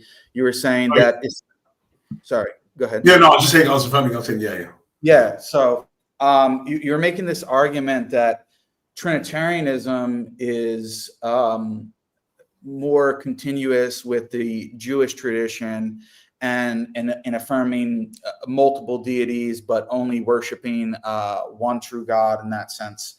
I'm just kind of summarizing what you said, and then you could correct me on whatever you think I got wrong, so that I can respond to it. And you said that Islam is not continuous with the Jewish tradition in this sense. But what I would say is that what you're representing of what you call Second Temple Judaism, or sometimes called logos theology in academic works, is that I think that Trinitarianism is just as heretical when compared with what, if you want to call it, strict monotheism or Unitarianism or whatever type of title you want to go by. I think that Trinitarianism is just as out of the tradition with what you call logos theology as Unitarianism. So I don't really see, even if I granted that for the sake of argument, which I don't, and I like that discussion, so I would like to have a whole different sort of dialogue about that if possible. I really see how Trinitarianism is in any better place, because it's just as discontinuous with Second Temple Judaism or logos theology. Okay. No, I disagree with you, because I think there's a misunderstanding. I wasn't speaking about logos theology. That was something that came later than Second Temple Judaism. Second Temple Judaism stems from the development of the Second Temple at the time of after the Babylonian captivity, up until the 70 CE with the destruction of the temple. So logos theology developed after that time. So you're talking about people like Justin Martyr and then Tertullian and others. That comes after. So actually, that's incorrect. You're speaking about a period that came after. What I'm talking about is that long period of time that stemmed from the time before the first century CE up until the near completion of the first century CE, where the temple was destroyed. Jews at that time, as I was saying to you, according to the scholarly consensus, was Jews had a pluralistic view of divinity, that there were deities that were existing within their worldview. Islam doesn't affirm that. It affirms that there's only one deity, not just one deity worthy of worship. There's only one deity in existence. That's different. Trinitarians affirm, and they're open to the idea that there is one deity that is ultimately worthy of worship, because all worship is ultimately given to him. Even as Philippians 2 says, all of these things that we do to Jesus are done to the glory of God the Father. So everything's ultimately given to him, but there are other deities that exist. So I think you're incorrect in saying that Christianity is discontinuous. What you might be affirming is, or you might be thinking of, is rabbinical Judaism, which came after Second Temple Judaism, which was existing at the time of Christianity. So after the destruction of the temple, rabbinical Talmudic Judaism developed, and Christianity developed as well. And Talmudic Judaism became Unitarian as it is today, similar to Islam. But what I'm talking about, the religion of, as the Quran says, of Abraham, Moses, and it says Jacob, all of these people, and then Jesus, we're talking about the first and second temple period, and that was a period which has divine plurality. So my challenge to you is, how does that fit with the idea of Tawhid, where it says there's only one deity in existence, when Christianity says there are three deities, three divine persons in existence? That fits with the pluralistic view of deity in the first and second temple period, but Islam doesn't. Yeah, so where does Islam say that? Sorry. What? Sorry, that what? Where does Islam say that there's only one deity in existence? I mean, that was. I mean, I can read the definition of Tawhid, and you can see if I'm wrong or if it doesn't come from there. Sorry, let me just. All right, I'll just bring it up again. Sorry, I think I'm still sharing. Yeah, perfect. Because I think you have a misunderstanding. For example, let me just explain the Islamic position. Yeah. When we say as Muslims, the shahada is La ilaha illallah. Yeah. You understand? Do you understand how scholars have explained what that means? Please tell me. Okay, so La ilaha illallah does not, although sometimes it's translated as there's no God except Allah. That's actually not the appropriate translation based upon how the scholars have explained what it means. What it actually means is that there's no God worthy of worship in truth except Allah. And so it does not actually make the claim that there is only one God in existence in the crude way that you've stated it. It leaves open for the possibility that there can be these so-called deities, which are really false deities, but Allah is the only God that is worthy of worship in truth. So that's the Islamic position. That's the appropriate translation or explanation of the first part of the Shahadatain, which is La ilaha illallah, that there's no God worthy of worship in truth except Allah. I don't know what happened with Dr. Joshua's camera, but it says they'll need to connect their mic and cam before you can add them to the stream. So something happened. I don't know if he dropped out, internet connection or something. He may be. Okay, there it is. Maybe his camera died. Battery. Josh, we can hear you. Oh, sorry. Yeah, I have no clue what just happened. I think it was. No problem. Yeah, sorry about that. Yeah, I was. Ooh, it's gone again. We can hear you. We can't see you. Okay. Now he's gone. All right. Give it just a second. All right. It's in and out. It's weird. I can add them to the screen and then can't add them to the screen. So something's going on there with the connectivity, I think. Mm-hmm. Oddly enough, I could still see his PowerPoint presentation. So it might be the camera. But we'll give it just a second here. I think he exited StreamYard and is coming back, so he'll be back here in just a moment. I know a few of y'all have some questions there in the chat. Maybe hold off for 10 more minutes before you start posting them. We might have time for about 10 minutes or so of Q&A. So yeah. A little bit of a different format for this one. Normally we're doing, 2 opening statements and everything. In this particular case, we just had 1 opening statement and left everything else open for open discussion because we wanted to maximize the time on open discussion. So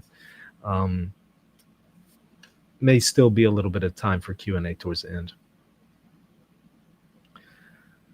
I don't see them yet. So...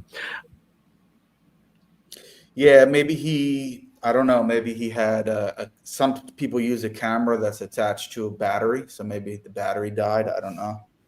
Could be. Yeah. But I don't know if you wanted to add any more of your own contributions to the discussion or if you wanted to wait on him. I would, but I don't want to be unfair. So, I hear you. I understand. Yeah, I don't want to do that to Josh. Totally get it. Yeah. I see a few people have sent some super chats. So yes, thank you all so much for that. Hang tight. We're going to try to get to those here in just a moment. Let me also check and see if he messaged me by any chance to let me know what's going on with the tech issues. Okay, I don't see anything yet. So let's hang tight. Sorry, y'all. Yeah, I mean, I could definitely fill up the time by talking about what we've discussed, but like I said, I don't want to be unfair. I don't know if it would be unfair though, just because he had that whole opening statement and everything, you didn't get the chance. Yeah, that's true. But I understand what you're saying. Yeah. Yeah. I would just say like kind of the same thing I've been saying at this point, that I just don't think that Josh has really solved the LPT because he's kind of just admitted that there are 3 gods in a certain sense. And that's what Branson, who's another Eastern Orthodox philosopher and theologian, mentions, is that Josh's position on its own doesn't actually solve the 3 gods problem, because the only legitimate sense in which the Son and Holy Spirit are God on Josh's model, they're not the same God. They're 2 gods. And then the same would be true with the Father. So you still have 3 gods. And that's why Branson comes up with this theory of counting by division or separability, and says that the persons count as one God because they're indivisible and inseparable from one another. And then he makes a further historical claim that none of the ancients actually counted by what's called identity or distinction rather than division, which couldn't possibly be true because, as I've showed in an article which is on my academia page, and this is where Branson's inconsistent, is that the persons of the Trinity themselves are inseparable and indivisible from one another, but yet we count them as 3 persons. And so that's an obvious point in which the ancients and the church fathers did actually count by identity, is because they counted the persons as 3 persons by identity. Because if they were to count them by division or separability, as Branson proposes, then they would count as only 1 person, but they don't. They count them as 3 persons. So I think Josh's current position is insufficient to actually solve the LPT. He hasn't solved it really. That's kind of where I'm at. But Is Josh here now? I think so. Dr. Yeah, Sijuwade, you sorry, there? my camera, I have no clue what's happened to it. It's No just worries. No worries. Worst case scenario, we can go without camera, just audio, if that's yeah. best for you. Okay. Yeah, if it starts up again, hopefully. Did he disconnect again, or is that? Well, yeah, I even restarted my computer and I have no clue what's going on. But okay, yeah. So sorry. Anyway, let's sorry. Go back to you. I think you were talking when you got cut Yeah. out. So, what I was questioning was what you were saying. Oh yeah, I asked you. Sorry, you were saying that. Yeah, I was explaining about La ilaha illallah, the shahada, that there's no, a lot of times it's actually popularly translated, there's no God or there's no deity except Allah. But that's not actually accurate. If you look at the explanation of the scholars, they explain that La ilaha illallah actually means that there's no God worthy of worship in truth except Allah. Okay. So I think you just have a misunderstanding of the Islamic position as well. So what's the existential status of these deities then that could potentially exist? Do they exist or they don't exist within the Islamic worldview? Well, we would have to be specific about what we're actually referring to. But I think that, and I'm actually writing about this in an upcoming book, that if you look at the Quran, it's actually more in agreement with the way that the term God or divine is used in the biblical text. For example, like Moses will be called Elohim, or other figures in the Old Testament especially will be given the term God. And the Quran actually uses the term God or divine, I use it that way, for beings other than Allah, but it criticizes that, right? For example, it says in one verse of the Quran, it says, have you seen those who take their own desire, their own vain desires, as a god besides Allah? Then even the famous passage where people have actually criticized the Quran of saying that Christians call or Christians label the Jesus and Mary as two gods besides Allah, and they say, see, this is actually, the Quran is misrepresenting the Trinity because it thinks that Mary is in the Trinity. But actually, if you look at more recent scholarship, it shows that that's not the case. It shows that the term God in that passage, when being applied to a figure like Mary, is accusing Christians of going beyond the normal means and committing shirk with Mary, even if they don't explicitly label her God or use the term God. And then there's other examples which I go through in my book as well. So what I'm trying to say is actually there is more continuity with the Quranic usage of the term God with the biblical scriptures in the way that you're imagining, and that it allows for usage of God to refer to these other beings that do actually exist. For example, Mary does obviously exist in the Islamic paradigm, but it just says that that Christians have elevated her to a means beyond what she is due. And in that sense, they have made her a god, and she does exist, but this is an inappropriate worship of her. Okay. My issue is that this position you're taking opens you up to the challenge of why then are you going to deny Trinitarianism to be correct from a philosophical point of view? Because it seems then that you're not affirming Unitarianism anymore. So Tawhid doesn't entail Unitarianism, because Unitarianism is the belief that there is one divine entity. Okay, that's it, in existence. It's not just saying, as I was saying before as well, that there's other divine entities or potential divine entities, but there's only one worthy of worship, because that is the Christian position as well, in that there are two other divine persons, but the Father has the ultimate worship through the Son and by the Spirit. And so I don't see then how there's any distinction now. It seems like you've actually gone into an area which seems to favor the Trinitarian position, because now you're not affirming a Unitarian position anymore. Well, I mean, you're saying it's not Unitarianism. We could quibble.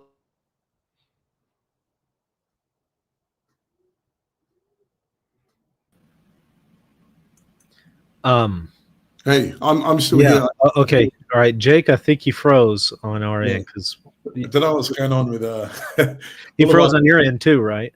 yeah, he's frozen on mine Okay. as well. All right. And I didn't know if it was just what's happening connectivity with issue on my end. Okay. with this camera. But Oh, yeah, okay. I think you're unfrozen now.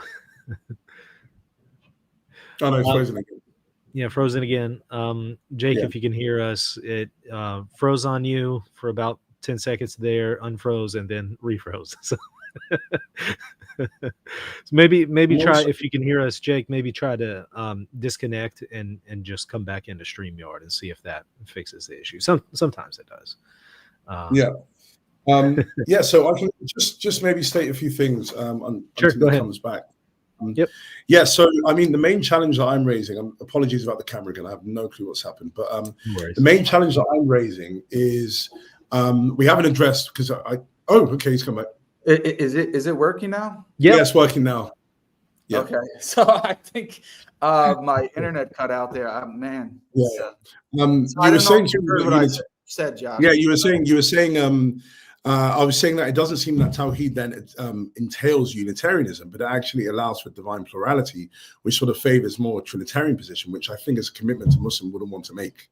Yeah, so this is my question to you, and that's where I think I got cut off.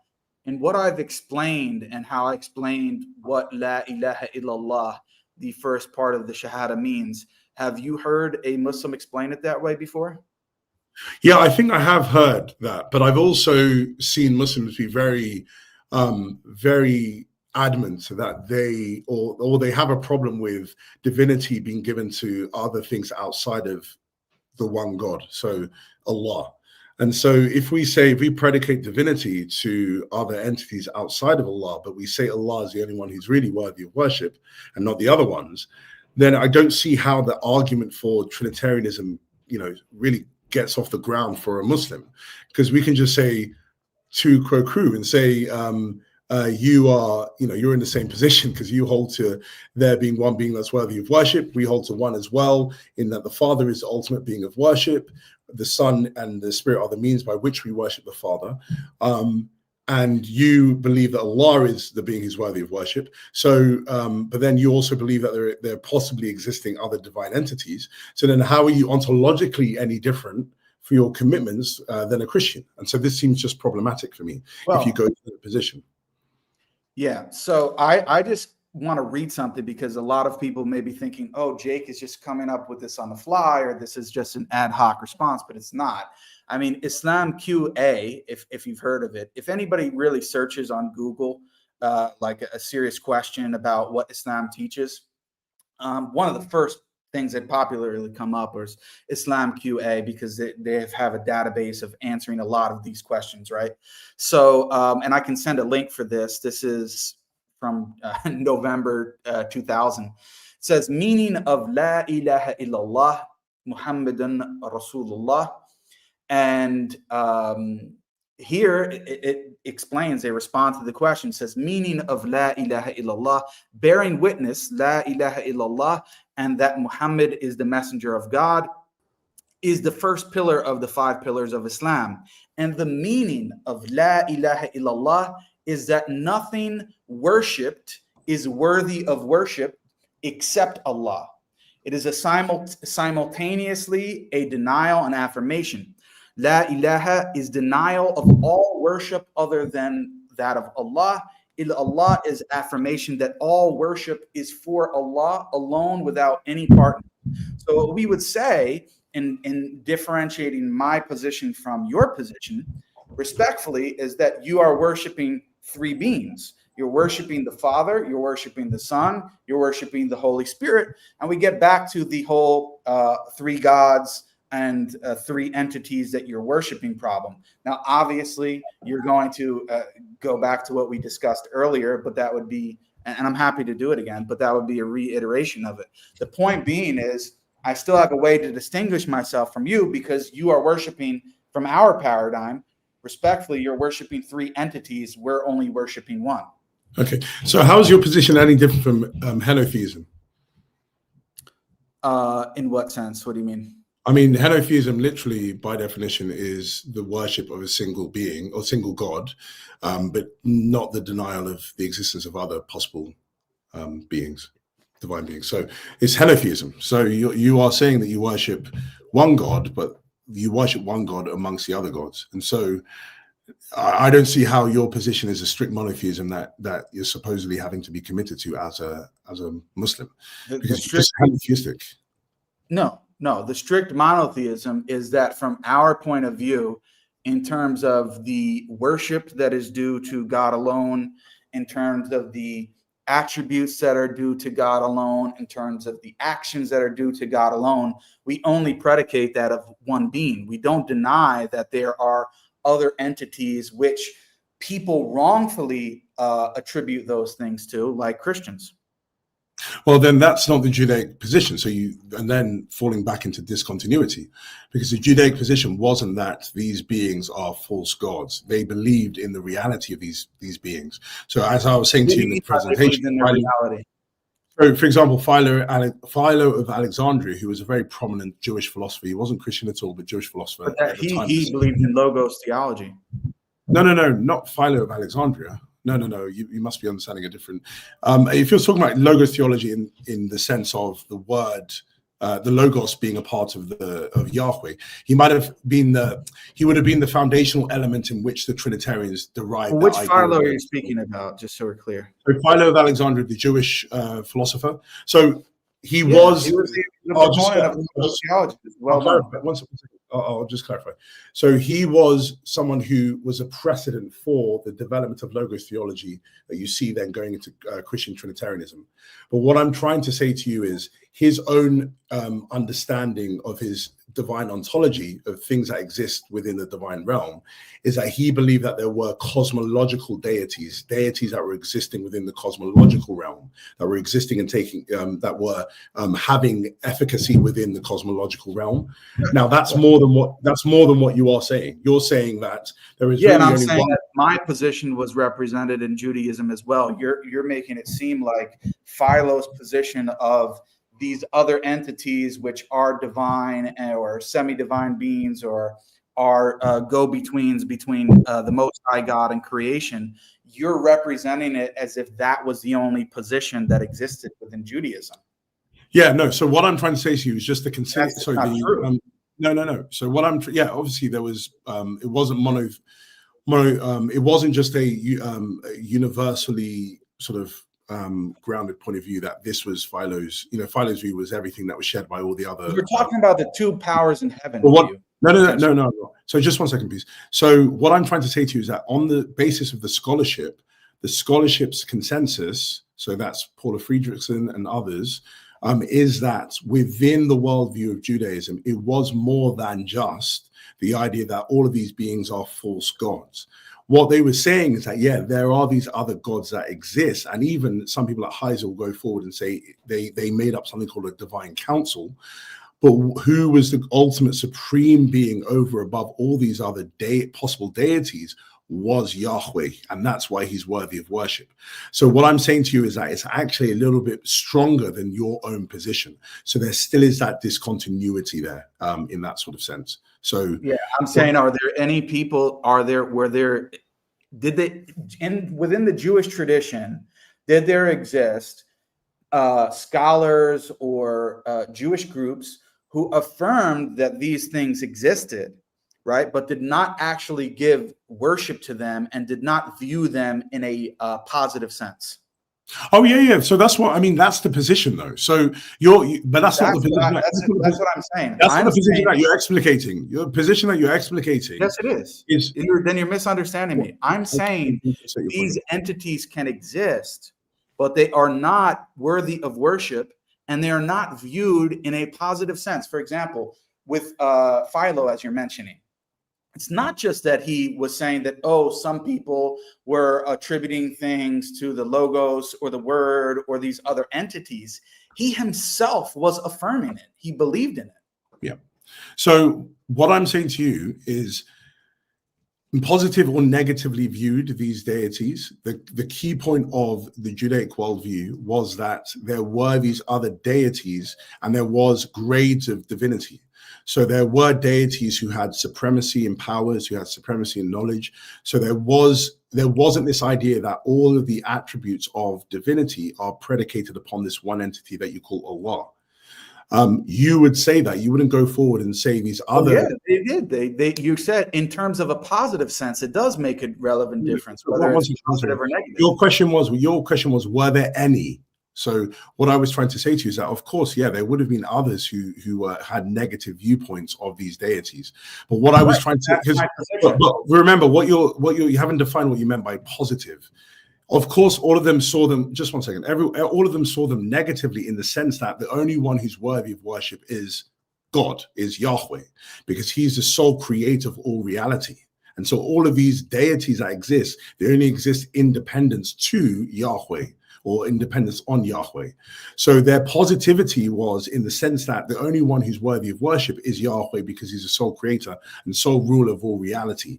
However, that doesn't mean, if we're using the term positive, that they didn't also see these deities to have supreme attributes. And so what I'm trying to say to you is, what is actually more continuous is the Christian worldview, where we have this view that, yes, the ultimate being who's worthy of worship is the Father. That's why I really wanted to emphasize Philippians 2, that all of the things that we do to the Son, even the bowing of our knees to the Son, confessing Him as Lord, this is all to the glory of God the Father. So ultimately, all the worship is actually given to the Father. The Son and the Spirit are the mediators in which we worship the Father, and they have worship worthiness in that fact of being that mediatorial function. And so the key point that I'm trying to say here is that I see continuity with Christianity in that we have plurality of other beings outside of the one God the Father who have supremacy. You do not have that at all predicated upon in your worldview. And so what I'm trying to say is that actually it seems that there's continuity with Christianity over that of Judaism. Can I just, because I know we're running out of time, and I apologize again about the camera. I do want to just switch focus, because I know we have spoken about this one quite a bit, to the issue of modesty. I know that I brought that up, and I brought up other things as well. But my main argument against you was that I believe that Allah is not maximally great, because to be maximally great is to be a being that has all of the great making attributes. And obviously everyone will say, yeah, Allah is maximally great because He's all powerful, all knowing, all loving. But then what I'm trying to say to you is that actually modesty is a divine attribute of maximal greatness. And so if you are maximally great, you should also be modest. What I see according to the Quran is that Allah is not a modest being. And what I mean by modest is not, I hope the audience understand, modesty isn't what we normally think when, a woman is or a man is dressing immodest. That's not what I'm talking about. Modesty is just a sense of directing attention away from yourself and onto others and exalting others over and above yourself. And so Allah doesn't do this because He's always self-referentially directed, in that He's always, as we see, littered throughout the Quran, speaking about His greatness, His attributes, His uniqueness, all of these things. But we don't see that littered through the New Testament or even in the Old Testament. What we see is an elevation of another over and above that of the one God the Father, and that is Jesus Christ. And so we have an exemplification of modesty in Christianity, but we don't have an exemplification of modesty in Islam. And that's a divine attribute. It's an attribute of maximal greatness. So Allah cannot be God if He doesn't have the property of modesty. So that's my challenge. I want to say.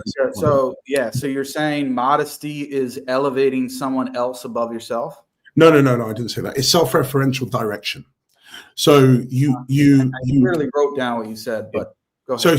I'll explain. So it's an other instead of being self-referentially directed, you are other directed. So instead of instead of looking at your good qualities and looking at the value of your qualities, you direct attention away from yourself to someone else. So yeah, but in what sense? What is the directing of attention amount to? So for example, if I go around and say, oh, I'm the strongest guy in the world, and I go around and I keep on speaking about this, or I'm the smartest guy in the world, I go around speaking about my good qualities, I'm immodest because I'm directing attention towards the qualities that I possess. If I'm modest, what I'm doing instead, even though I might know I'm the smartest person, I might say, but actually, You know, have you looked at John over here? He's great. He's this, he's that, he's blah, he's this and that. And so you direct attention away from you, even though you might have these good qualities, and then you direct it onto someone else. So the attention goes away from yourself onto someone else. Now, what we have within Christianity is we have that with the exaltation and honor that's given to the Son because of the Father. So the Father, as we see in Philippians 2, exalts the Son to a status where every knee bows and every tongue confesses that he is Lord. Okay, that does not happen in Islam for any other being except for Allah. And so what I'm saying to you is, what we have is no expression of modesty, other directedness. What we have is self-directedness within Islam. And so Allah, according to Islam, I would say, lacks modesty, but he cannot if he's maximally great, because that's a great making attribute. Yeah, I just think, honestly, this is, with respect, it's a kind of silly argument. Okay, so one second. When an argument is silly, okay, that doesn't mean anything philosophically. So that's not philosophical terminology. Well, I'm trying to respond. Just one second, but frame yourself in with philosophical terms. So my argument is not sound. That's what you need to go with. And so you need to show why my argument. But it's not only not sound; it's laughably not sound. That's okay. So sorry, again, you're misunderstanding what Islam teaches.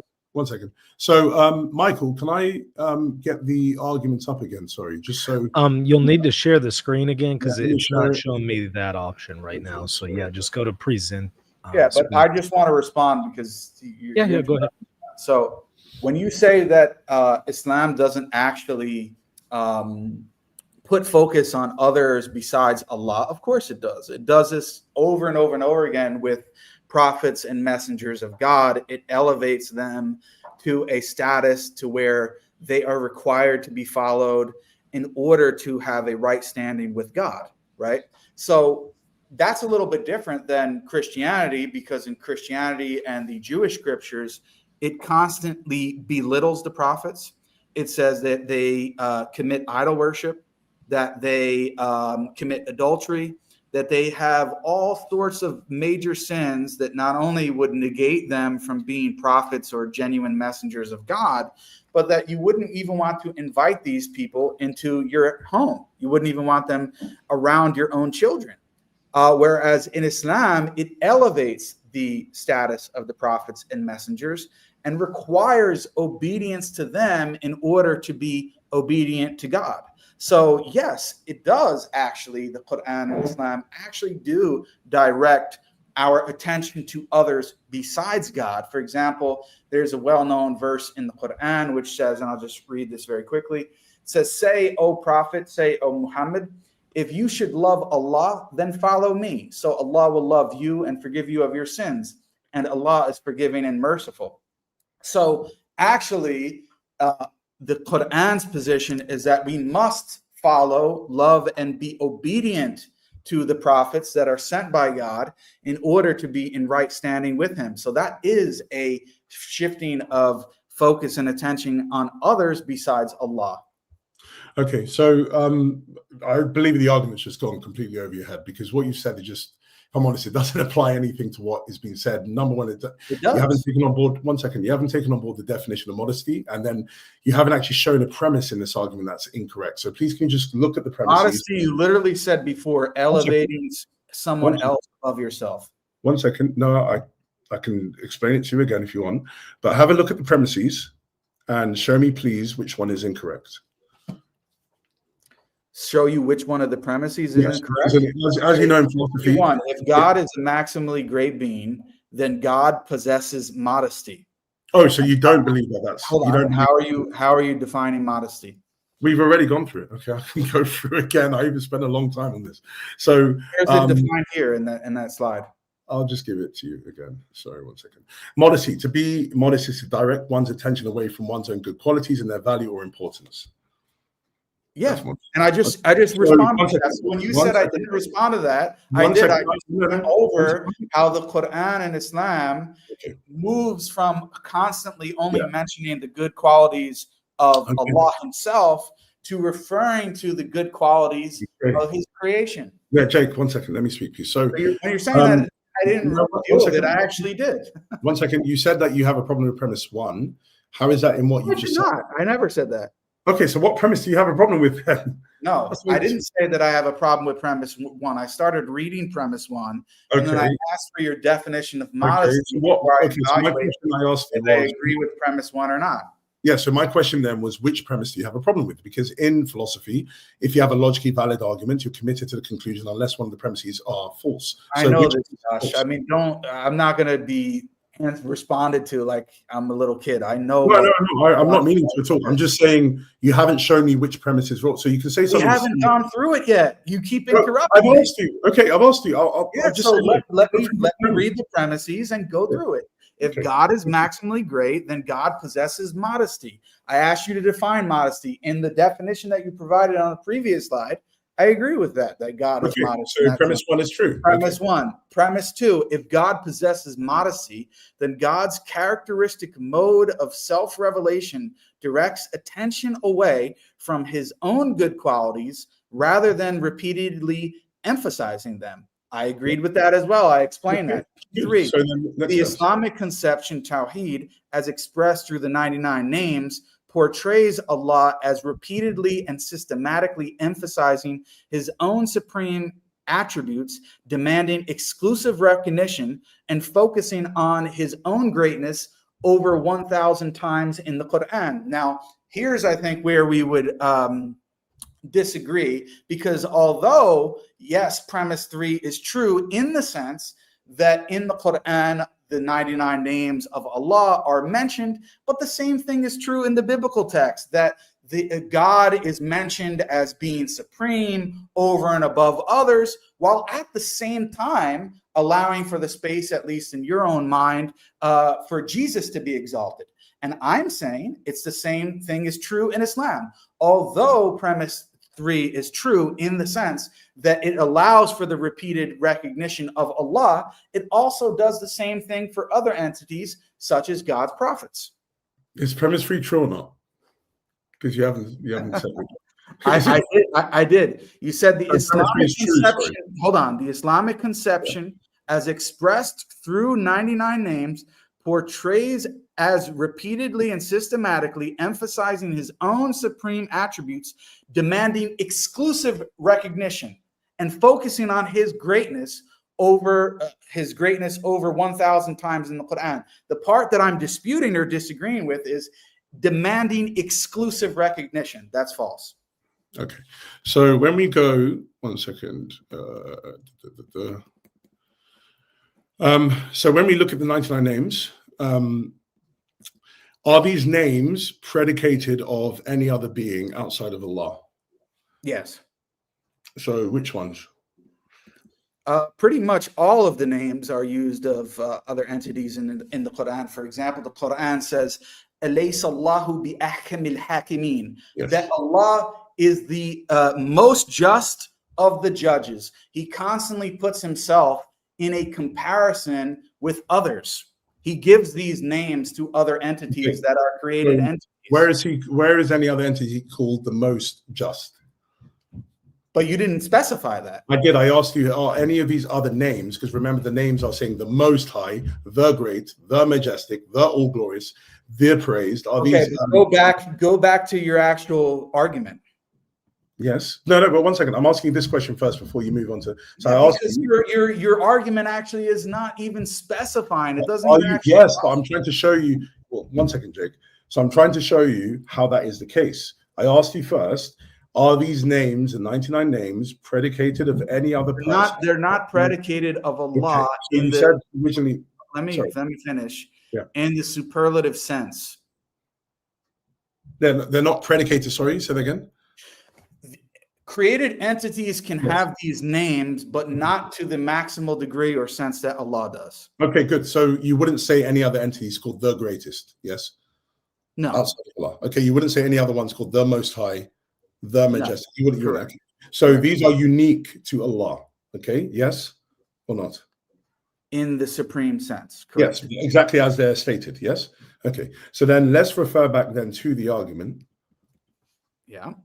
When we are saying demanding exclusive recognition, it's in reference to the names that are given to Allah. So it's not saying that we're not recognizing that there are other beings that do good actions that Allah favors and the prophets. And I'm not saying that at all. So that's why I'm saying this argument went over your head. What it's saying that there's over my head, it's just a ridiculous argument because not one second. P1 where you're mentioning modesty, you're switching between modesty and P1. If you just let me finish first. So because you're misrepresenting what I'm saying. No, I'm not. I'm just saying be more philosophically astute in your language. You can say something is silly. Be more philosophically astute by merely saying that God possesses modesty. Without being cut off. If you let me finish without, is supposed to be emphasizing what that modesty is. But if you let me finish, because you'll cut me off. Jake, you'll cut me off. So if you allow me to speak. What I'm saying is, when you are analyzing an argument, as you know in philosophy, and that's why I'm not trying to speak down to you, but as you know in philosophy, you don't just say an argument is silly or an argument is laughable. Like, you don't do that. That's not philosophical language. We're looking at philosophical argument here. You need to say why it's false. Now, what I'm trying to say to you is, I was trying to explain to you because you said you are against the statement demanding exclusive recognition. I was trying to say to you in the argument, this is what demanding exclusive recognition means. But it's not defined there. That's the point. Exactly. That's why your argument is sloppy. As you should know, Jake, you wouldn't state all of the defined terms in a premise. The premise is a summarization. Exactly. So more details need to be provided. That's the whole point. If you let me finish, Jake, Before I got to the argument, I'd already, so obviously you weren't following it.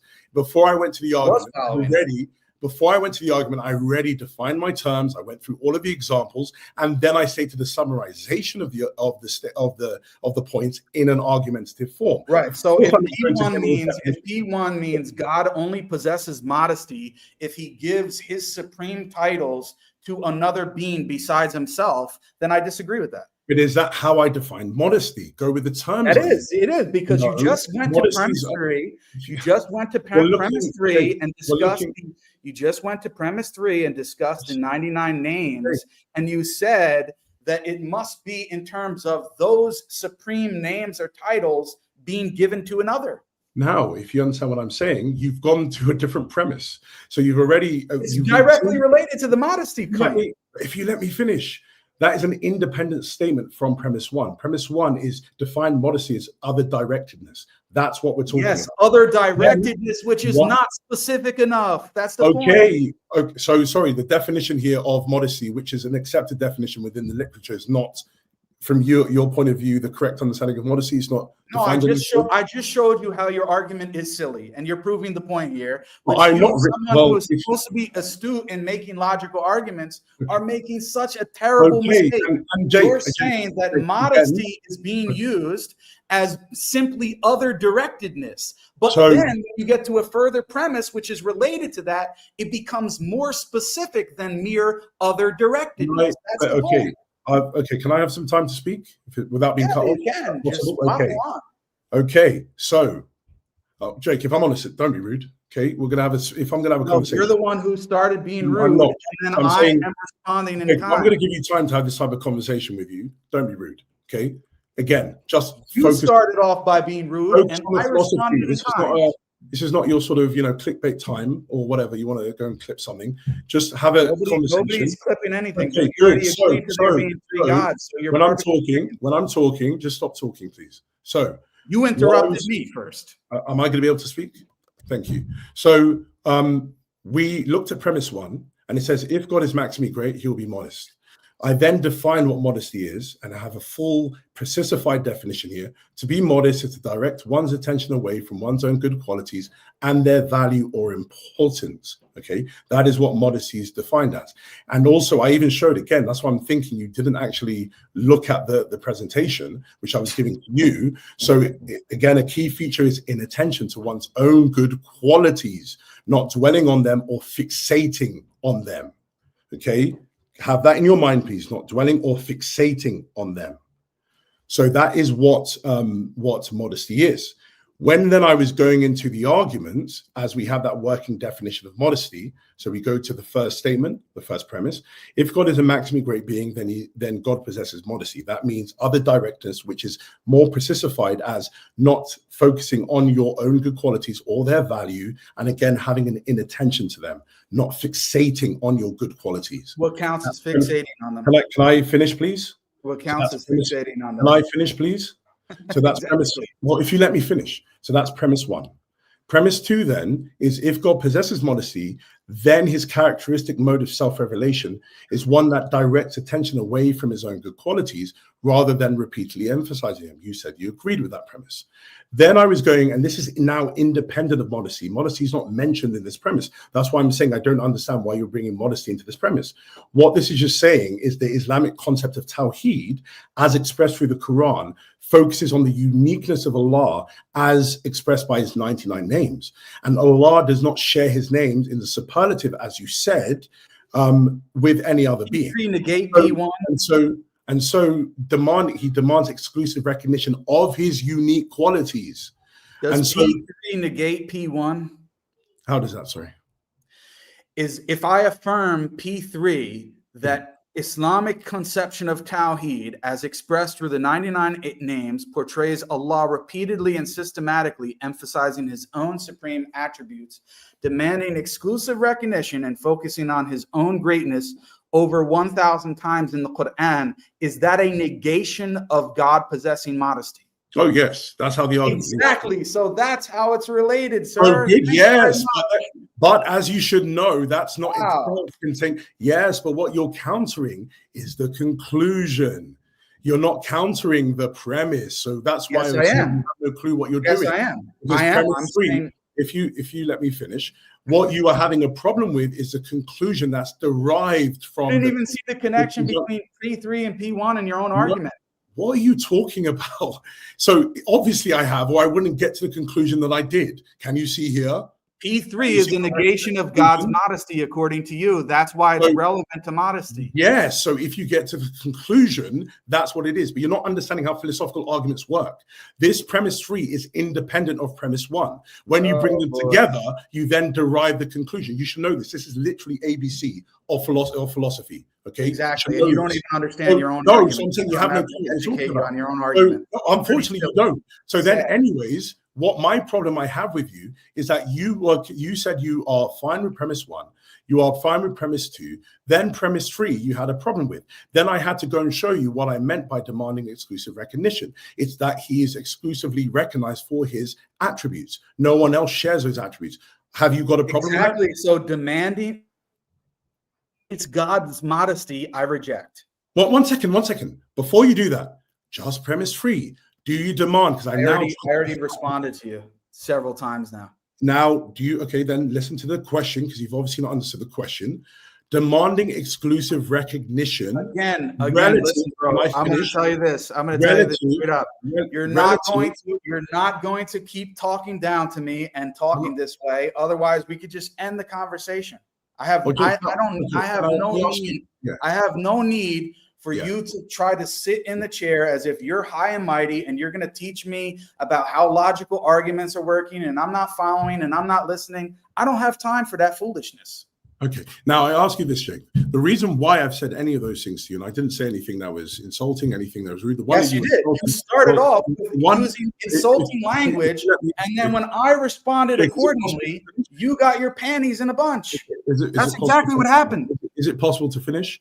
Our conversation when we started with this argument was that you were saying it's laughable, it's silly. That's what I only responded. I only responded that way after you started getting rhetorical.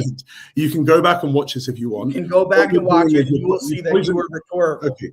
Jake, you poisoned the well by saying that it was laughable. So what I was trying to say to you, that's not what happened. If you let me finish, I then said to you, this is not how philosophical analysis is. Philosophical analysis doesn't use terminology like laughable. Okay, so I'm gonna flip it and show you exactly what I was saying. What I was saying is that this is a silly.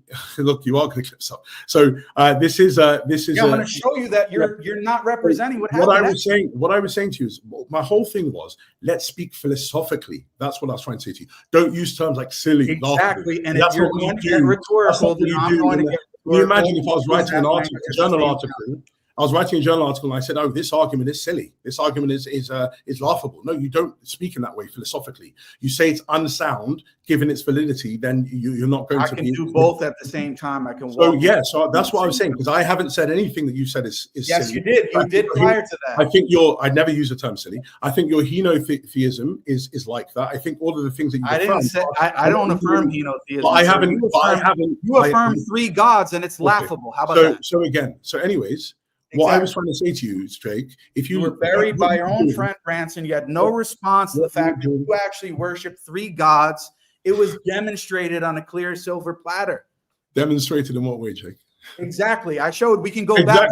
I don't think you did. It hurts you so bad that you had to run to another topic. You have nothing. You worship 3 gods. Okay, 1 second. I presented multiple things. Normally what people will do, instead of harping on something, because we were just coming to a place of talking past each other, I was saying to you that the precisified column is what Christians are committed to. You will continue. Christians are also committed to the second column. It's laughable. Is it possible? Okay, keep on saying laughable. Keep on saying this. So, Jake, I'm not going to continue this discussion. I've got other things to do. So can you at least just... So do I, bro. You act like you're the important guy here. No, I'm not at all. I'm just saying, can you allow me to finish, and without using terms that are emotive, like laughable and all that? Because I'm not doing that. No, because you've already poisoned the well. You already started. Anyways, everybody can say that. What I was trying to say to you, Jake, was simply that the column that Christians are committed to in the LPT, when you are precisified and saying, well, what actually are you speaking about when you use the word God, is saying divine person. So we are committed to 3 divine persons, and there be one God the Father. 1 second. So as you're doing, instead of actually going with and critiquing the precisified definition, you're going with the other one. That's the ambiguous definition. So you're just for whatever reason, not mean the same thing, not philosophically engaging. But anyways, I then said, let's move on. Branson says the exact same thing in this text, right? I couldn't care less if you got a book. Okay. So yeah, I mean, it's not a big deal if you have a book. So what? It's not. Are you saying that Branson's not engaging with it? Sorry? Branson's not engaging a scholar. When he says the exact same Branson's thing a scholar. I'm a scholar. We have different viewpoints. What's the problem? Okay, exactly. So when you say that I'm not engaging with it, that's not correct. What I'm saying is you're not engaging with my argument. You're just regurgitating something else that you've heard from someone else. You're not engaging with my argument. I'm not. I'm saying that you haven't solved anything, that the fundamental problem in the LPT, you have not even begun to address. Okay, what is the LPT? The LPT is saying that there's a logical inconsistency in the commitments that Christians have.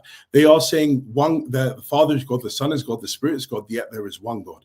Then I said to you, no, when you precify it to the ultimate sense, what you're actually saying is that there's one divine person, another divine person, another divine person, and there's a fundamental divine person. Yeah, so that's what 3 gods in one sense.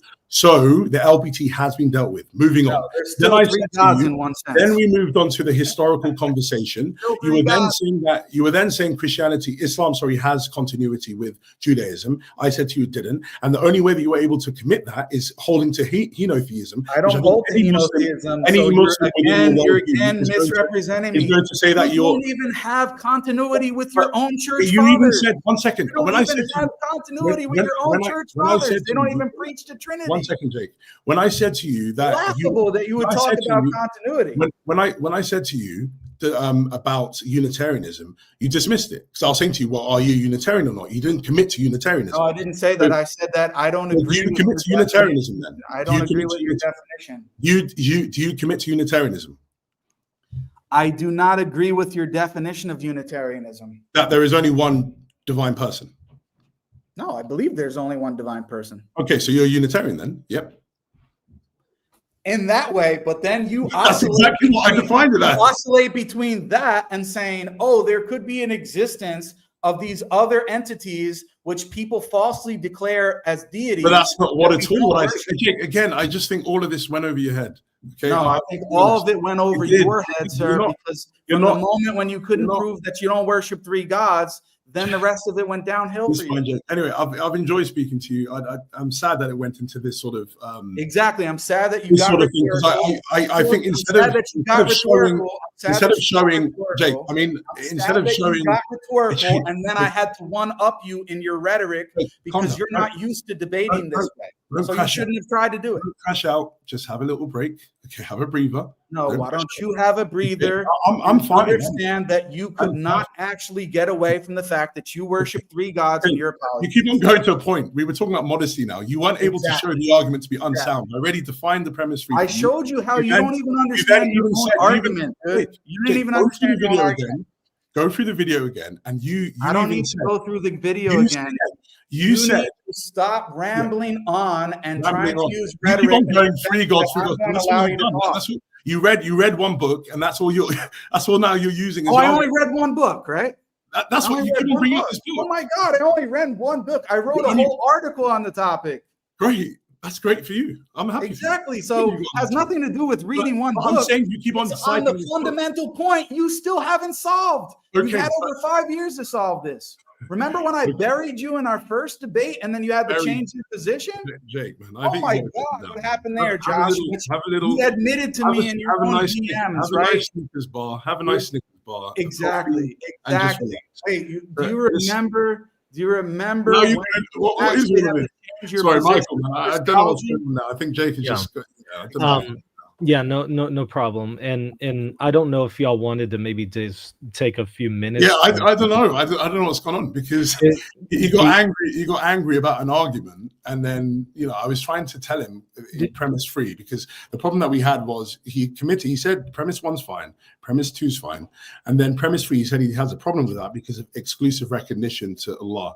Then I went and said, well, what do I mean by exclusive recognition in the argument? I mean that only the attributes of Allah, the names, are only given to Allah and no one else. He's exclusively recognized for those names and no one else.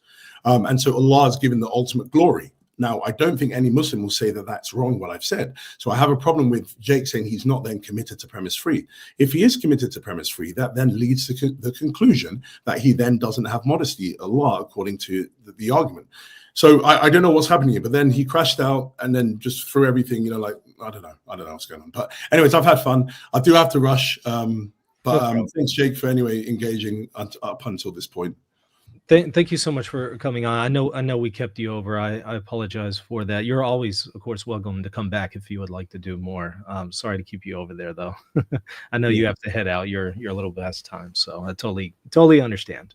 I appreciate you coming on and doing this. Thank you so much. No, thanks. I don't know if there was any questions, because I know if people do super chats. There are a number of questions. I know you're pressed for time, so if you're not able to go over them, I can send them to you, and maybe if you could reply in the comment section when you have time, if that's okay. I've probably got just a few. I mean, if there's a few, maybe you can just pick a few, and then we can. Yeah, well, let me grab ones that are just to you. Okay, to Doc, if God described himself as ultimate one Tawhid in the Bible, would that be an issue? And what would you do? And if you were alive and could save Jesus from being crucified, would you have done so? That's an interesting question. So if God described himself as ultimate, sorry, can you just have the question again? Yeah. God described himself as ultimate one Tawhid in the Bible. Would that be an issue? No, I don't see that would be a problem at all. It depends what we mean by one.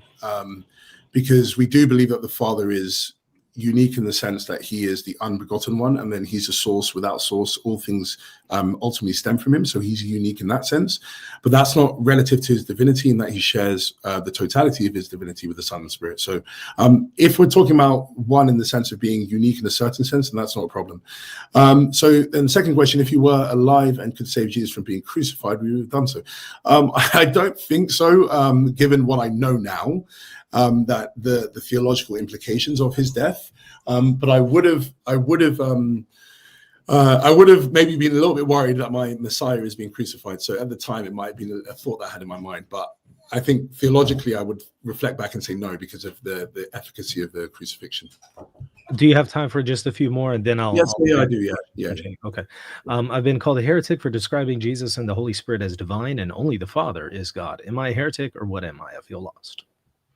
Well, I wouldn't say that at all, because that is a language of the fathers. and that's the language of the conciliar texts. And so the problem is a lot of people don't understand what the conciliar sort of position was. The conciliar position was upholding the monarchy of the Father. And the Father is the one God. But what they were arguing with the Arians in the early part of the 4th century, and then in the latter part of the 4th century with the Eunomians, was about the homoousion of the Son and then the homoousion of the Spirit. And so it's not a problem to say that the Son and the Spirit are fully divine. As long as you affirm the full divinity of the Son and the Spirit, you're in line with the conciliar boundaries. And if you affirm the God, Father being one God in the sense of him being the source without source, then again, you're within the conciliar boundaries. So it's just that, again, with anything, you've got to define your terms. And if you define them correctly as within the conciliar boundaries, then I don't see that as a problem at all. So DL sends a 2-part question. If the Trinity is essential to Christianity, why was it not formally defined until the 4th century? And then number 2, Christians claim that the Trinity always existed, but according to Hosea, the Father was called husband and Baal before. Can you explain that? Okay. So you got to understand the reason for definitions happening at the councils is because there was conflict. And so the times the 325 creed that defined the Trinity, it was because there was a controversy, the Arian controversy in Alexandria at that time. And so that's why Constantine called the Council of Nicaea. And then you had the problem in 381 where you had issues with the Macedonians. Those were the people who were arguing that the Spirit was not homoousios with the Son and the Father with the Father, and so it was only needed to define concepts because of controversies. But that doesn't also mean that this wasn't believed before the controversies erupted. And so, as I was saying at the beginning, the Trinity is taught within the biblical corpus, but within the biblical text. But then there was a need for more precisified definition because of controversy. So the Trinity was believed prior to the councils, but then the councils defined it more precisely and infallibly so that everyone could understand this is the way we interpret the biblical text correctly. Okay. Sorry, and then the second question was, why was the Father called Baal and husband? Yeah, I mean, I wouldn't be able to speak from a biblical scholarship view, but I don't think that negates. Sorry, can you get the question up again? Because I think it was. Yeah, I'm sorry. It moved on me. I'll have to find it again. Okay, no, that's fine. I think his whole point was negating the Trinity. I think if that is correct, that you was call those terms, it doesn't negate the Trinity as well. So yeah, I just don't see it being relevant as an argument against the Trinity. And then this one is about Ignatius and Justin Martyr. They saw the Father as the only true God and Jesus as a divine agent. Why did early Christians not teach the Trinity, therefore? Well, I disagree with that. I really do disagree with that because what I would say is they didn't teach the Trinity as it's understood commonly by a lot of people. That God is tripersonal, God is Father, Son, and Holy Spirit. Yes, I don't believe that's a language that Ignatius or Justin ever used, but they did clearly affirm that the Father is the one God. And I do believe that they affirm the divinity of the Son and the Spirit. They might not have used the language of ousia and homoousion, but they did see the Spirit and the Son as being divine, and they did believe that the Father is the one God. And again, that's what the Trinity is: one God the Father, two relationally distinct divine persons, the Son and the Spirit, who are homoousios with the Father. So that, I believe, is found within the Scriptures, is found within the pre-Nicene fathers like Ignatius, Justin, Irenaeus, and then with the Nicene fathers after. All right, there's 2 more for you and then a couple for Jake. So Leafy asks, why did you claim that Muslims are henotheists? Is this for me or for Jake? Sorry. I thought that was for you. Yeah, that's for me. So sorry. Why I was is just because what Jake was saying at the beginning. He was saying at the beginning that there's an openness to plurality of other deities outside of Allah, but the only deity. No, 1 second. Just 1 second, Jake. What you did clarify later was the idea that it's seen negatively. So you were saying that these deities are seen negatively, but the whole point is that henotheism is the belief that there is more than one deity that exists within reality, negatively viewed or not negatively viewed, and then but one of those deities is worshipped. So there's other deities that potentially exist, but then one of those deities is worshipped by the community. That is henotheism. And so what I was saying is that seems to be what Jake is saying. It's less stronger than what I see other Muslims saying, which is actually there are no other deities at all. It's not just worship of Allah amongst the negatively viewed deities. There are no other deities but Allah, and that is it. And that's what I see the strict monotheism of other Muslims saying. So for me, I just don't see how it's not henotheism, even if he then qualified it by saying they're negatively viewed or they're false gods. As at the end of the day, if you believe that they have some existence, then that falls into some form of henotheism. Jake, did you want to briefly interact with that, just because your view was being represented there or discussed? So it's only fair for you to respond. No, I mean, me just smiling or shaking my head gets him out of order, so I don't even want to talk. This one, Josh cannot prove that modesty is a divine attribute. Modesty is suitable for humans only because we have others above us. So his premise one doesn't get off the ground. So do you have any comments for that, Dr. Joshua? Yeah, I don't think that that's correct at all, because I did object the objection of it being a human virtue. And I don't think that you have good reasons to do that, because if you just see modesty as an attribute of just being self-effacing, that means that you just do not focus on the God quality. So God is the greatest being that exists. There's no being that's greater than God. Let's just take that to be the case.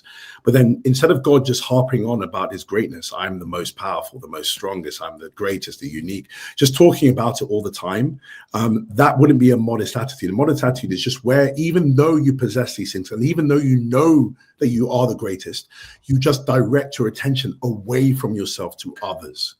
And so it doesn't need to be something that's just possessed in a human sense. So what someone will need to show is that this is something that could only be possessed by humans and not by God. Because if it is a moral virtue, as it's seen to be in the literature, and if it is then shown to be something that is a great making attribute, that you're better being to be modest than not, because I think everyone will say, I'm a better person if I'm modest than if I'm immodest, then it's something which can be possessed by God.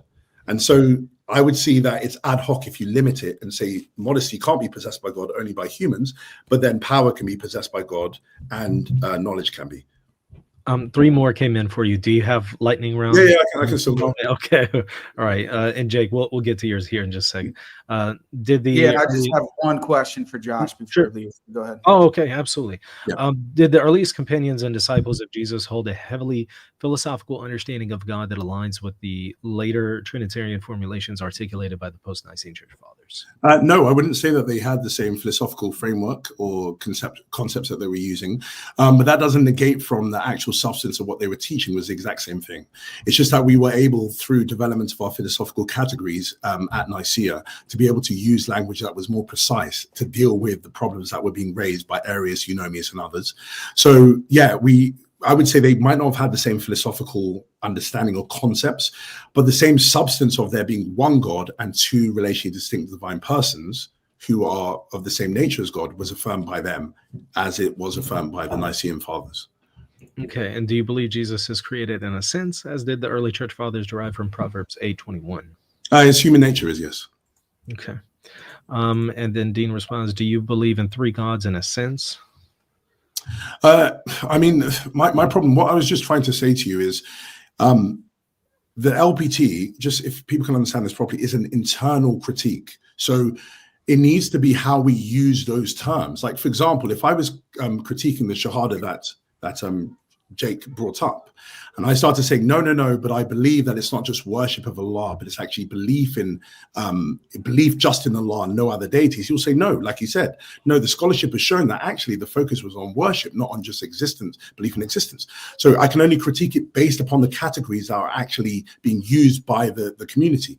And so what I was trying to say to you is, when it comes to the collection of the persons, we don't say 3 gods, we say 3 divine persons, because that's the more precisified usage of the term. Because when you say 3 gods, you are going to speak about you're going to use the term in a way that's not being affirmed by the Trinitarians.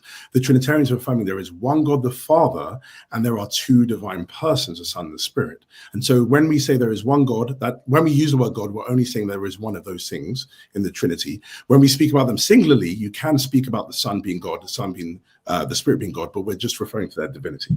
So again, you need to work with the terminology and concepts that Christians use and not just try and override that because you want to get to the conclusion of inconsistency. And is Jesus uncreated and eternal in his entirety? In part, is Jesus a whole God? Is his flesh and soul God? Yes. So Jesus is uncreated and eternal in part, in the sense that his divine nature is. He is. Sorry, I didn't see that last part. Yeah.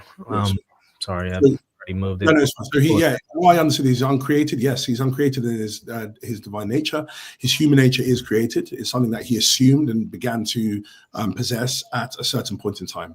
So I do got to rush off just in a few minutes. I can probably take, if there's any more, I can just. Yeah. I just have one question from before. Yeah, go ahead and tackle it. Yeah. Okay. Yeah. So Josh, when we debated years ago, and you were defending Andrew Loke's model of the incarnation, and I brought up arguments against why, in the context of Matthew 24:36, when the word no is used there, and Loke's interpretation. Later, just last year, you actually used the exact same argument that I used against you in the debate as a critique of Loke's model. Did you not? No, I don't think. I mean, what I understand, Jake, a lot of the time is that you're using stuff that's already in the literature.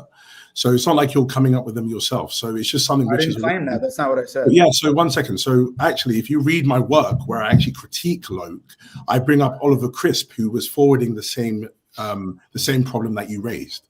So you just raised a problem that Oliver Crisp had already brought up, and so that's what I was bringing up. But so I don't. I love to give you your position. Sorry, you did not change your position. Oh no. So I don't affirm Locke's model at all. But in my written work, you have to judge it by my written work. I've never written the. I'm talking about in our debate, sir. Okay. Yeah, in our debate, I did defend Locke, but I don't see what your issue you're raising is. Sorry. The issue is that fundamental to our debate, the first time around, I brought up a criticism against your model that you were defending in the debate, which you did not accept as a criticism. You tried to respond to it, and then after that, you are using the exact same criticism against that position which you formerly held. Okay, Jake, I have no problem that you were successful in the objection. I think that objection was good, but it's an objection that was already in the literature. You're missing the point, bro. You're missing no. I'm not claiming that I came up with it myself. Sorry, Jake, can I just finish my response to you?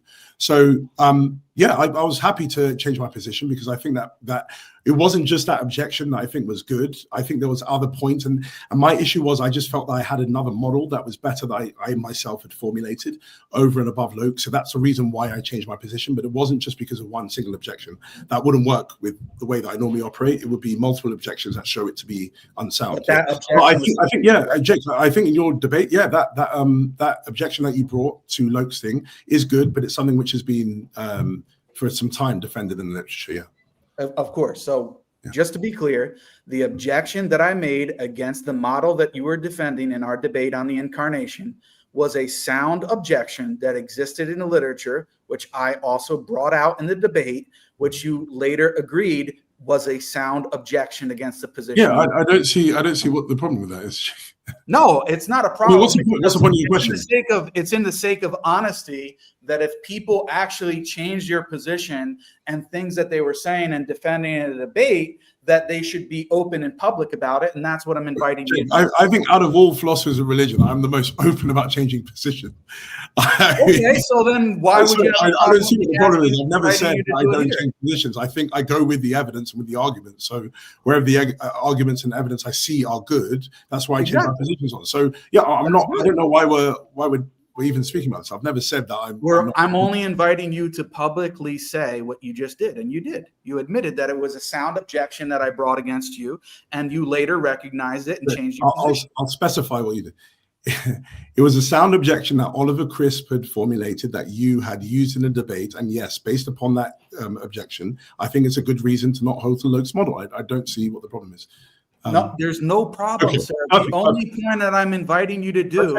I've understood. I brought in the previous debate was actually a good objection, which you realized not merely because Jake said it, because you evaluated the position and the literature further, and you changed your position.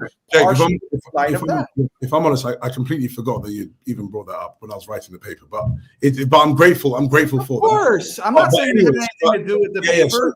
Okay, All I'm so- saying is that my objection that I brought in the debate, which yes, was represented in the academic literature, because I actually read, I don't just read one book. And yes, I take the best objections from what I see. And I used one of those objections in my debate against you, which you attempted to respond to, but you now agree was a sound objection.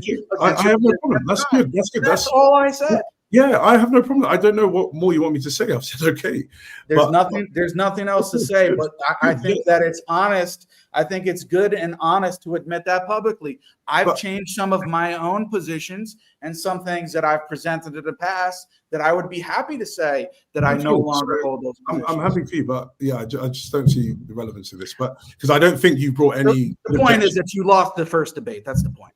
That's Not the really. end result, is you lost the debate because the objection that I made against your position was sound and you now accept it. So that's an implicit admission that you lost the debate. I'm happy if you believe that. That's fair enough. Good for you. If that makes you happy. That's exactly what happened. But speaking about the present debate, I just don't think. Yeah, the present debate, you also admitted any relevant argumentation. I don't believe that you, because again, as you were saying, I actually showed you believe in three gods. Let's go on. Last question here, Mike. I mean, as you know, arguments operate in. You have to. Yeah, I know exactly how they do. Yeah, and you haven't done any of that, so I don't see what you've done. I didn't even understand your own argument. Well, just to move this along, I mean, Orthodox Muslim had a follow-up here. He says Proverbs 8 is talking about before the incarnation. So do you have any comments on that? Do you agree with that or disagree? Was it in, what was his question again? So his question was basically, do you believe that there was a sense in which Jesus is created based on Proverbs 8? And you had mentioned, well, you believe his flesh was created. But here he's saying Proverbs 8 is talking about before the incarnation. No, he was not created before the incarnation. Okay. And then if the Trinity is absolute monotheism, how would you categorize Trinity, for example, in Hinduism? And would there be a limit for multiple persons into one God? Yeah. So monotheism is the belief in one fundamental deity, and Hindus do not believe in that. They believe that there are more than one fundamental deities that exist within reality. And so it wouldn't be classed as monotheism in the sense that Trinitarianism is. They might have views like about the difference. The problem with Hinduism as well, it's not a monolithic religion in that there are many different beliefs within it. So there might be one that fits a monotheistic viewpoint. Whatever that is, that might be close to Trinitarianism. But if we're just taking the general view that people have of Hinduism, there are multiple independent deities, fundamental deities that exist. So it wouldn't be monotheism in the sense that Trinitarianism is. But what I was just saying is that I feel, based upon the conversation I've had with Jake about the shahada and the things like that, it seems like Trinitarianism is closer to the affirmation of what Jake was making than what I thought before that. So I'm happy at least some progress has been made here, because I didn't know that he was taking the interpretation that there are a possibility for there being other deities that exist outside of Allah, but then Allah is the only one worthy of worship. Then that's very close to Trinitarianism. Obviously, his distinction will be that they're negatively viewed. Christians will say that they're positively viewed, but it's very close. I mean, it doesn't seem to be the strict monotheism that Muslims preach. Well, you should have known this. If you actually read the literature on the subject, you would see that this is well known, that the scholars explain the shahada based upon this, and that this is the Muslim position. Yeah. So I was saying that you hold to this position, and if you take that to it's not me. I literally read it from a source, which is well known, is a standard source that people look at. No. So if you understand what I said that I didn't know that this is the position that you were affirming. So by you saying that to me, I'm happy, because then I can say that there's a Muslim who has a view that's closer to Trinitarianism than what most Muslim apologists say, that we have the most strict monotheistic view, that there's only one deity that exists. So yeah, I mean, that's progress for me. Okay, I'm glad you think it's progress. Okay. Anyways, I probably have to hop off. Thanks a lot. No problem. Thank you so much. Yeah, I do really appreciate your graciousness, Mike, in hosting, and then you're always welcome to come back on. Thank you so much. Thank you much. Apologies about the camera. I have no clue what's happened. No worries. Yeah, I think I've got to buy more expensive cameras like you have. No problem at all. Yeah. Well, Jake, if you could stick around, there's a couple comments here and questions for you. Sure. So one is the speaking Muslim, Jake, assalamu alaikum. And then Jake won this debate. And then also, Jake, what's the point of saying if we count gods like we count eggs, if that just leads to you operating with a category error? Authorities can say not eternal but created about the Quran, but not three as one. Yeah. Things like a jumbled thing. What's the point of saying if we count gods like we count X? Because the normal way in which we count, and which is the whole structure, the LPT, is by the normal way in which we count. If we say that the Father is God and the Son is God and the Holy Spirit's God, and they're distinct persons, then they would count as three gods. I mean, that's the whole objection of the LPT, which Josh, I'm sorry to say, basically admitted to. He disagreed with Branson, which he said, oh, as if I'm just reading one text. I have a stack of other books here next to me. I don't need to show my library, but I brought that text out to show. And this is the thing with Josh. He kept saying like, oh, but Jake, what's your point? Your objection already exists in the literature. That's the point. When I actually debate Christians, I read the literature and I try to represent from scholarly sources my objections when what I'm saying, because I don't want it to be a unique Muslim criticism. That's the whole point of me bringing Branson. And Branson is an Eastern Orthodox theologian and scholar, and he argues exactly what I just did, that unless you appeal to some other method of counting, then you still have the three gods problem, which is exactly what Josh had. He had no way of getting out of the three gods problem. And then if you could put that back on the screen, Michael, I don't know what this guy was trying to say about the Quran. Yeah, I just removed it. Okay, it's fine. Anyway, the question didn't really make sense, the second part. I wasn't following it either. I apologize. I couldn't really make heads or tails of it. Yeah, it's okay. So, yeah. I think that's all the super chats that I saw for questions. So that looks like it. Sorry to keep you over. I know this is way past the time parameters we were anticipating. And that's why, Michael, honestly, if people watch this and they see, well, why didn't Jake present for 30 minutes on Tawhid? Is because I knew that this was going to happen and was going to spend a lot of time engaging with his presentation. A lot of things we didn't even get to. So it is what it is. But yeah, people are asking about the format, and you know, I'm happy to facilitate whatever format y'all agree to. This was the format. I guess the idea was just maximize the discussion part as much as possible. So right, exactly. Yeah. That's why there wasn't closing statements or two opening statements and rebuttals and stuff like that. But happy to facilitate anything else that y'all want to do in the future. You're always welcome back on, and not just with you and Dr. Joshua, but just with yourself and anyone else. And so, of course, there's an open invitation to anyone who would like to come on and do debates and discussions for both positions. Just email me reasonandtheology@gmail.com. There's been an open invitation for quite some time, and it continues to remain on the table. Jake, thank you so much for coming on and doing this. I truly appreciate you. Yeah, no problem. And just for clarity's sake, because some people are not understanding, and I think Josh is not representing my position accurately.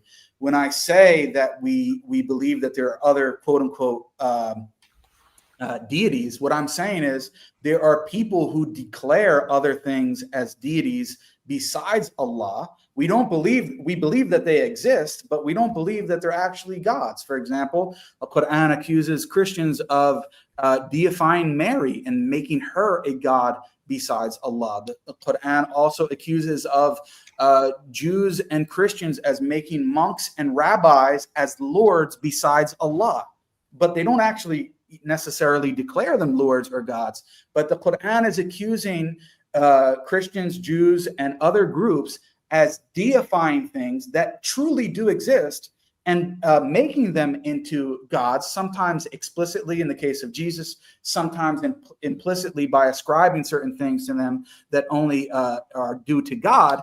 And in virtue of that, they are making things which really do exist and declaring them to be gods, or implicitly making them gods, when in reality they're not gods and they are not due any worship. And to say that this is henotheism is ridiculous, or to say that this is moving closer towards Trinitarianism, that's ridiculous, because all I'm saying is Christians make Jesus a god besides Allah and declare him to be God. And he really actually did exist, and we're not denying his existence, but yet he is not actually God. He should not properly be called God. So I don't know why this is a shocking admission for Josh to hear it. It's an obvious Muslim position. Well, I guess that's the clarification I was going to maybe ask about your position, because henotheism is just the idea that there are many gods, there are many beings that are divine. It's just that for this one particular nation, you only worship this one, so you only worship Yahweh, but recognizing there are other gods. You're not saying that there are other gods outside of Allah. So you're not affirming henotheism. You're just simply saying that there are other beings that people have labeled and claim to be God, but they're in fact not divine. Exactly. And then Josh was saying, oh, but you're affirming their existence. Yeah, I'm affirming their existence in the sense that I believe that Jesus existed. I believe that Mary existed, peace be upon both of them, but I don't believe that they were God, right? So I don't understand why that's shocking. And then Josh was saying, oh, that's still henotheism, or that's still moving into the direction of Trinitarianism because you're affirming their existence. Yeah, I'm affirming that. I mean, some of those fake gods didn't even exist. That's true. But some of the entities which are either explicitly being called, like Jesus, or implicitly being, implied that they're God, yeah, they can have an existence, but they don't have an existence as a true deity. We don't actually affirm that they're God. They're things that others have labeled God explicitly or implicitly, but they're not truly God, and they don't deserve any divine worship. So I appreciate it, and thank you once again so much for coming on and doing this. And like I said, happy to facilitate any more debates between yourself and Dr. Joshua and any others. So again, if there's interest for people on either side, just email me, reasonandtheology@gmail.com. And Jake, where can people go to learn more about you? You can just go on my YouTube, and Twitter is where I'm most active. You can type in Jake Brancatella. I have a new channel, Jake Brancatella 2.0.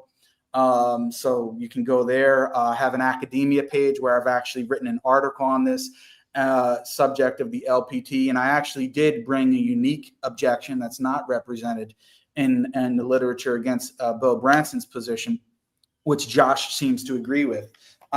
So you can check it out there. And on Twitter, I'm pretty active at metaphysician. And the only reason I took off my hat, guys, and this is not like a jab at Michael, but somebody said that I have Michael's hairline. And yeah, like I don't have, I keep my hair short, but I'm not completely bald, guys. So I just wanted well, I'm not either. I just shave it. So yeah, I just wanted people, and this is not a dig at Michael, because we're friends, right? But I just wanted to show that, because people see me wear that, or they see me wear the Muslim metaphysician hat, and they're like, Jake's trying to hide a bad hair day or the fact that he's bald. I don't have the best hair, but I'm not bald for sure. have you ever thought of just shaving it all off? Not yet. If I get there, maybe in a few years, if it's gets worse. But I do have a head of hair, man. So awesome. Good. I appreciate you clarifying that. All right, that's going to do it. Everybody, thank y'all so much for watching. Hit the like button, hit the subscribe button. Also go and check out both of the gentlemen. I have their information there in the show notes. Y'all go and subscribe to them. Once again, thank you so much. We'll see you next time.